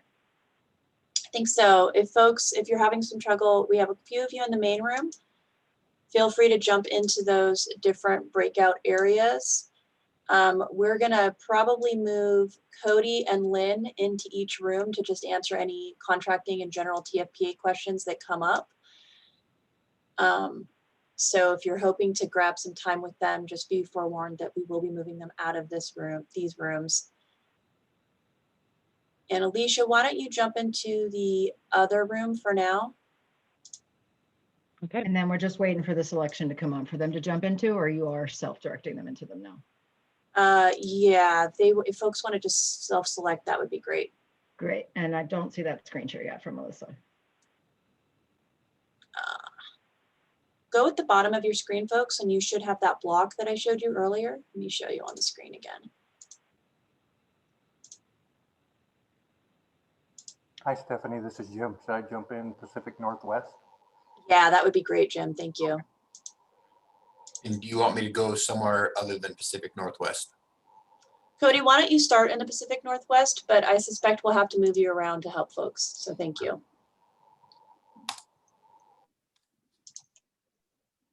All right. So for those of you that are still in the room trying to figure out where to go, I recommend clicking on that breakout room and jump in there. So you are self-selecting. So if you're waiting to be pulled in there, click on that bottom button and just join the room that we asked you to join. That option isn't showing up. Ah, fantastic. Zoom has decided it hates me today. That's what I was going to say. I don't have it either. All right. So I'm seeing a bunch of folks that's moving up. Just might take a couple extra minutes for, looks like we've got about 3 or 4 that are still waiting to be placed. And the rest of you should be doing your little vaporizing into your rooms in just a second as you go down there and check on the right. Just hit join.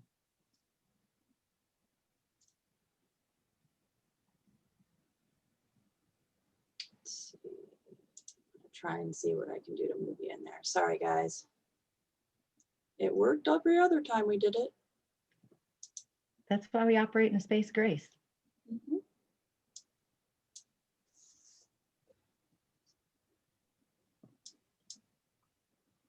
And I know Alyssa's trying to get folks moved into there as well. Looks like we're down to about 10 out of 100, so we're doing good. So folks may want to try refreshing their screen. Let me see what's going on.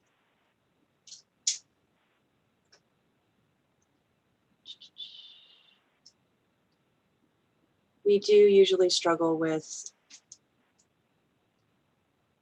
all right. I'm going to see if I can move some folks. And Tina, were you with us earlier as we did the setup for the breakouts today? I want to make sure we have you situated where you'd like to go. We've got a Pacific Northwest, Southwest, Great Lakes region, California, other, which includes Alaska.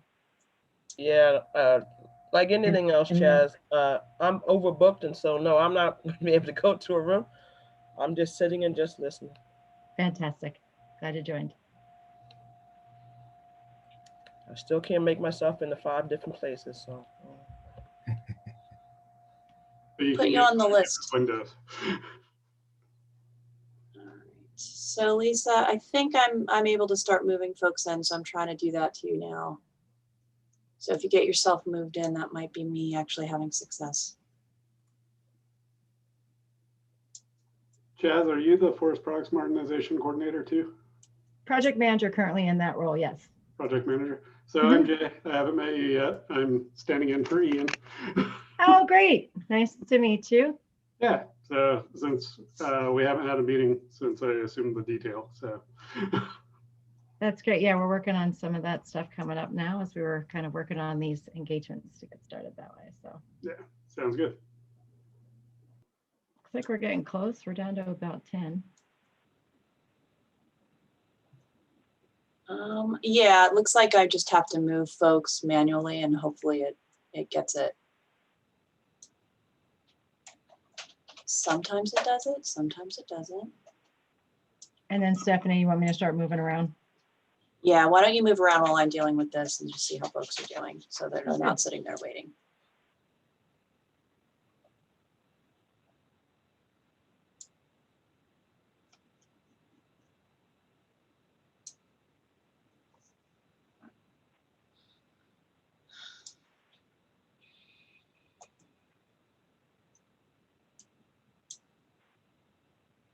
All right, so for those of you that are still in the main room, raise your hand if you still have not been able to get the breakout room link.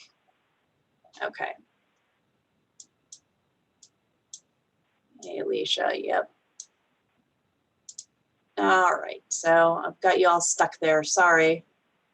Anybody knows a trick? I've used almost all of mine.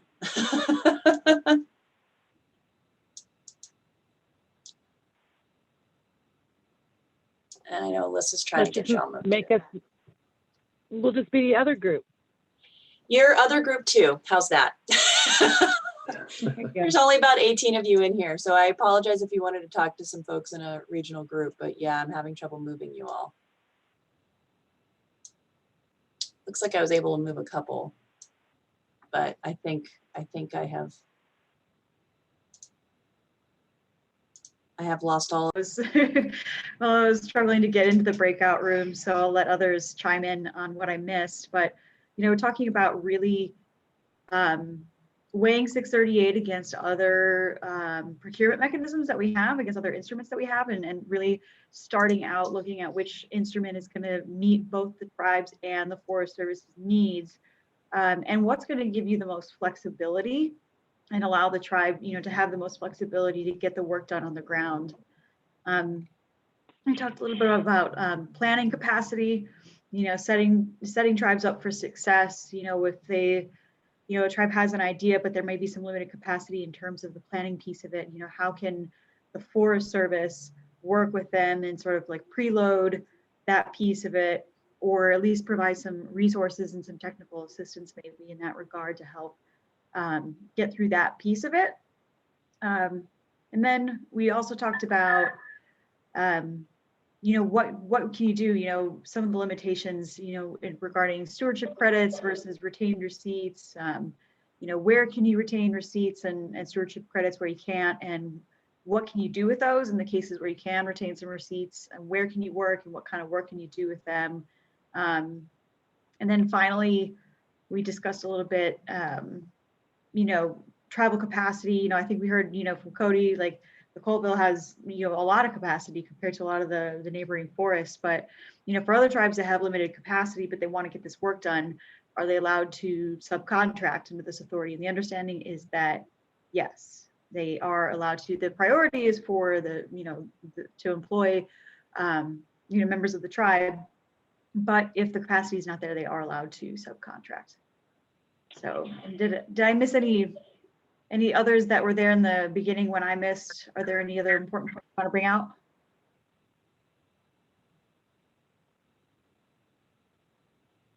Maybe just to add a little bit, Ashley, I think we did have a little bit discussion about maybe the avenue to engage in that broader discussion about land management strategies over large landscapes, other than using TFPA or GNA or anything like that. How to engage in that discussion about management and setting priorities over large landscapes, and we discussed maybe the shared stewardship initiative could be the avenue where the tribes can engage, at that broader level. Mm-hmm. Thanks, Jim. Yeah. And for the sake of time, I'm going to ask us at 11:55 to move over to our southwest and to not, if we cannot repeat what anyone said before, and just hit one or two key points so we can get everybody's voice in the room quick before we close today. I know it's hard with so much valuable sharing, so I appreciate everyone's patience. Yeah, the Southwest group talked a lot about the use of RTRLs as a funding source for 638 and talked about how there's huge potential there to fund those. Also a little bit about how good neighbor agreements fit into this overall picture, and then did some thinking about whether there might be TFPA projects related to wild horse removal and work in wild horse territories around ecosystem restoration. Anybody else from our group, big points that you'd add?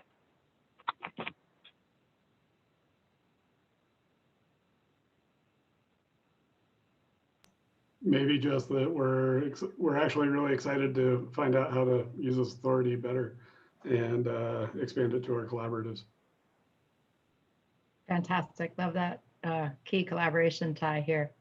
And also thinking about what John talked about earlier, John Crockett, things like, what is the National Partnership Office? There's a lot of resources there for the Forest Service, how we're working with the National Center at Udall and those other folks too. So let's go to California next.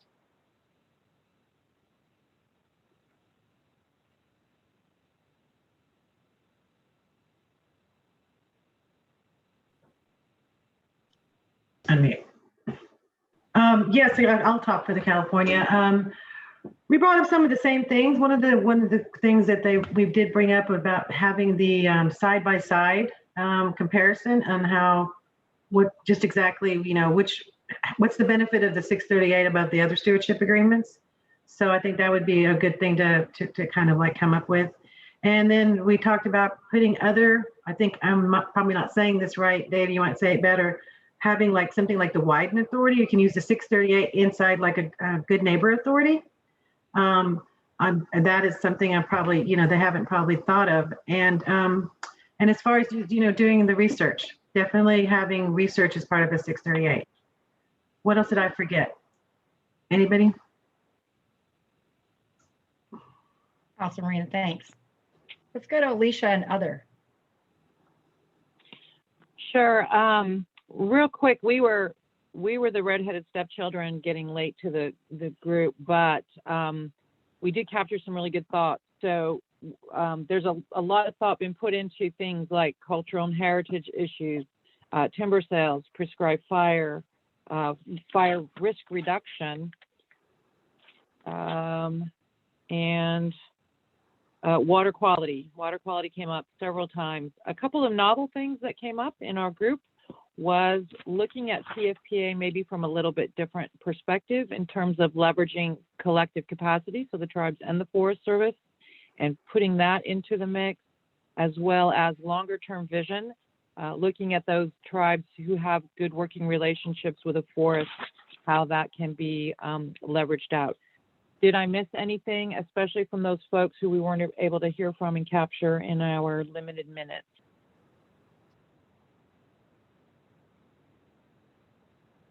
Thanks, Alicia. Appreciate that. I'm going to ask folks if Well, there's anyone, if we could I have had the space something- of grace for just a moment to give an extra moment or two to us today to let everyone get their voices in the room. I'm going to go to Wes and make sure we have at least 2 minutes each for the Great Lakes.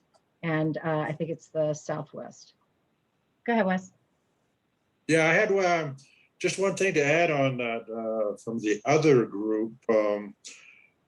Here at Wind River in Wyoming, we have the Shoshone Forest, and we're in a really great location, and we really want to focus a lot on the economic development components of the TFPA. And then just sitting here listening to everybody, kind of like an immediate need right now for our area.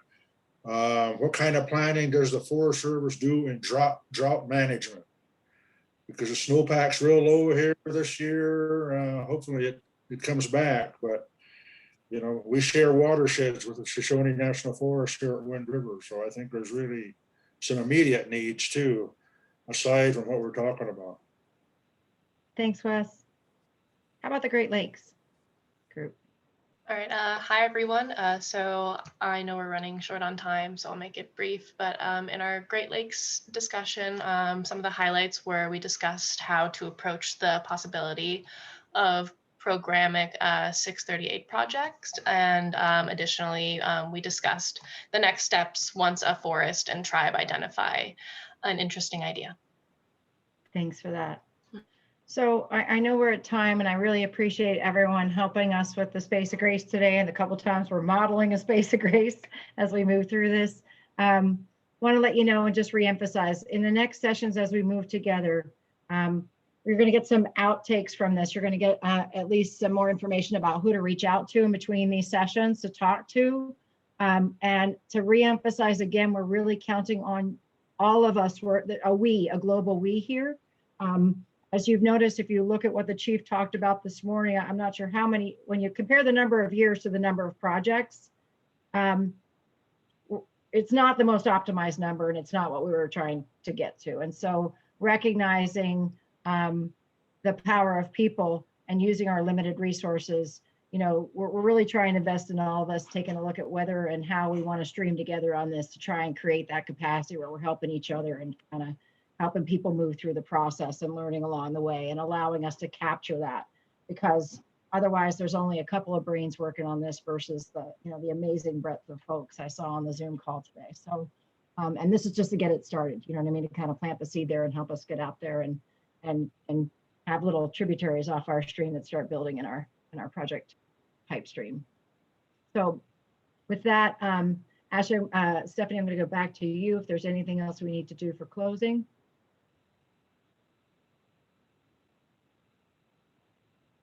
We're good. I'm putting up some support questions and points of contact for the interim. As we mentioned, reach out. We're going to be working with all of you a lot in the next 4 sessions. This was kind of our starting, we're setting the table, and we're going to start moving forward as well. So please reach out if you have any questions. Alyssa and myself are kind of trying to coordinate all of the Zoom items. It will get better, I promise. We're working on exterminating the Zoom gremlins.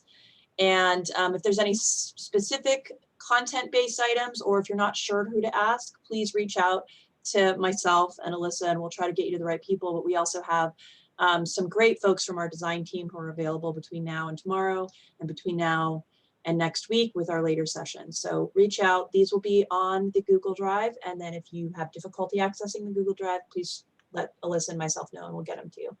Really appreciate everybody joining us, and big shout out to our in-room facilitators for being flexible and on the move.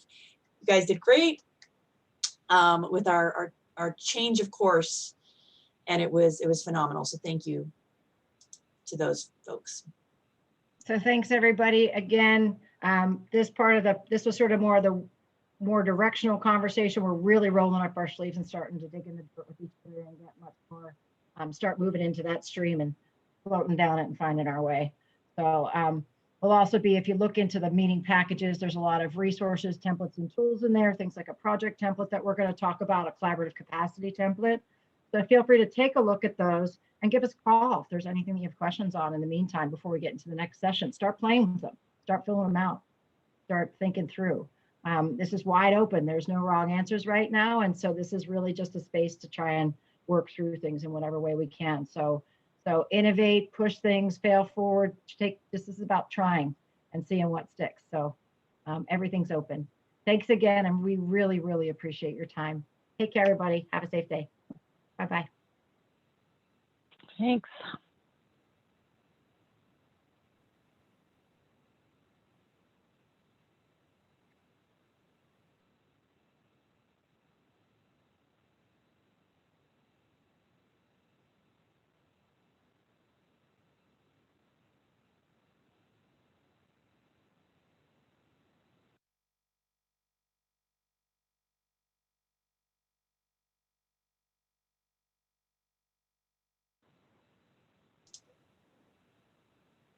The answer is yes, Jazz.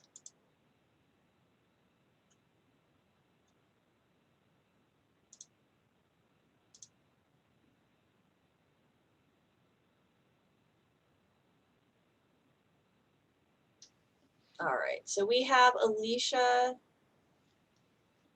I think I lost Chaz. No. Let me see where Chaz is. Okay.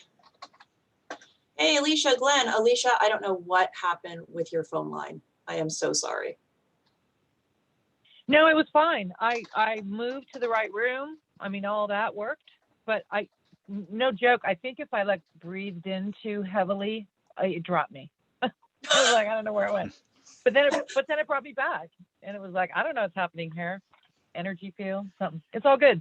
I don't think I missed anything really. Okay, yeah, like literally, I loved your chat. Like, I'm just gonna sit in a quiet room and hold still and hope that it doesn't change. Right, like turn off all the lights. Nobody breathe. Nobody breathe, nobody breathe. Yeah, I don't know what happened with the breakouts. That was weird. I have done Zoom a ton and I have never had as many hiccups as I did in this session.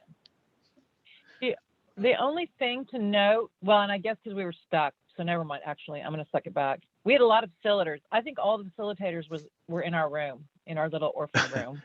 No, you didn't. I mean, you had Glenn Okay. and you had a few other, it was more because I didn't know what was going to happen because we kept changing what was happening. And I set up the breakout rooms, I think 4 times, and it was finally Alyssa who had to take care of them. Partially, not even all of them. Oh, boy. Susan and I were, we didn't think there was only 4 people there for quite a while. And all of a sudden we started introductions. I had to apologize to Alicia because I didn't know she was coming in and it had the R10 folks in. No, we didn't know. No, nobody it was knew. like, I get yeah. in and Glenn's like, I'm in control. I got this. Oh, great. but then I shut up and got out of the way for you. But No, you were great. It was awesome. And I could see you, Alicia, going, how do I save the chat? And Glenn's like, I've got it covered. I'm down. Well, I'm looking at my giant notes here, all my facilitator notes. Like, I know there's a way. All good. All good. Job well done. Good day, I think. Well, I was all ready to save the chat, but nobody used the chat in mine, so. Awesome. I wish some of the folks had, but they weren't. In fact, I might. I think we had a couple of those people. Yeah, Alicia, I think we just had a couple at the end that put in a couple chat things that picked up when it saved, but not too many, like Ashley was saying. We just had a couple.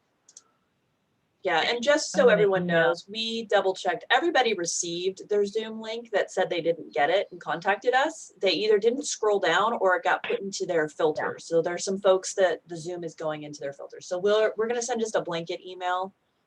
It's going to be very ugly in my sent box, because I'm literally going to mail merge it so that I don't have to deal with that. And it's just going to be like, if you didn't get the link, scroll down. Yeah, I just giant sent people 28-point link. Go to your other. Yeah. Go to your other folder, and that's where people were finding them. That's really what it was, is they just weren't sure where to look for it. So we'll send another quick reminder to that. We got a good chunk of folks today. So I'm kind of like, I'm okay if the other folks don't join unless they're the important folks, because we have enough people in the room. Real And I live just, people, which is good. and I'm just pointing out, Chaz, I won. You did win? On the bet, because I said between 150 and 200. Thank you. Nice. Winner, winner, chicken I dinner. know my webinars, she says. Clearly, I don't. I think this virtual mobile cockroach award.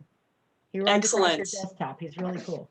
That's what I think I deserve, because I literally, my mic was open when I'm like, yeah, can you give me that coffee, Daniel? Hey, so for tomorrow, can you guys see my agenda Yep. sort of popping up halfway here? Tomorrow, so outtakes and notes. How are we going to handle getting these highlights from session 1? And does somebody besides from ITC or somebody besides, somebody else's voice in the room besides me on that? Do we want to do that?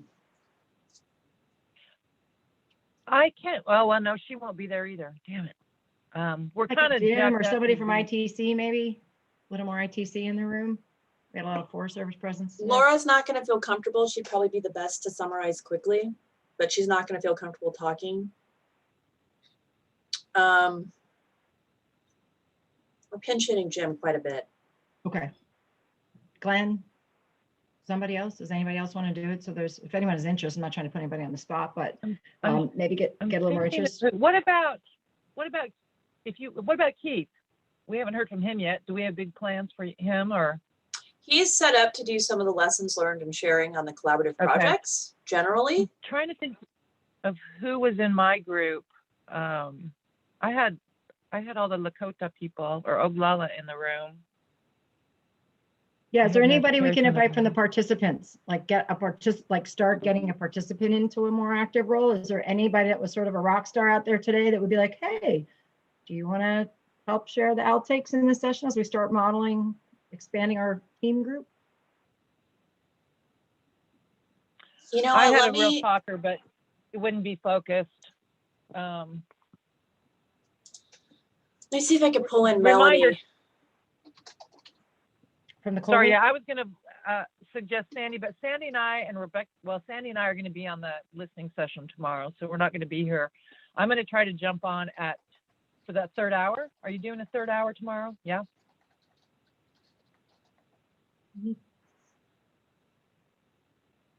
Uh-oh, did I lose everybody? No, we're here. She can't see you, Chaz. Oh, sorry. She gave you the thumbs up.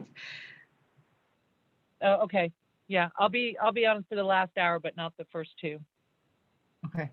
So then the highlights from session 1 outtakes, which one of us is how are we gonna get those collated together into just sort of a single slide or something like that? Or a handout? I can coordinate with the breakout room facilitators and grab their notes since I have the easiest access to that. So I'll just do a call out right after this of send me your notes or the chat boxes. Honestly, I think a lot of what we heard in the rooms, other than specifics, is pretty well documented in the chat box for the questions that we had outlining. Folks were really interested in exploring the different types of stewardship agreements. They were interested in the variety of projects and looking at that. It seemed pretty consistent when I was jumping in from room to room. Now, granted, I only spent like 2 minutes in each room, but. And as a series invite, does that mean we're going to see, like in teams, that we're going to continue to have that thread from the original chat in the plenary and keep going, or no? You mean in terms of the additional questions that folks have? Yeah, like in teams, when we go back in, if it was a team standing invite, I understand it's a standing invite for the 4 sessions, so they're going to go back into the same link. And so if they're going into the same room, what's nice about Teams is that the old chat is still in there and you start the chat from there on the new day. Does Zoom do a new chat, or is the old chat there in case we have people that want to scroll back and look at stuff? It's really weird. Sometimes I've had it saved, sometimes I don't. So we don't have those, but I saved what I did for today. So then we have a product of like just maybe a slide with highlights or a handout of like how much energy and capacity do we have to build something here versus just put together what we have and give them a lot of content to look through as a sidecar. I think we can do a high level themes. There's enough consistency that I could put a slide to like, these are the themes of what we heard. My main concern is how do we get some of the questions answered? I don't know if Lynn was able to answer in every room the question of, I mean, Lynn and Cody were rock stars and Jim was too, of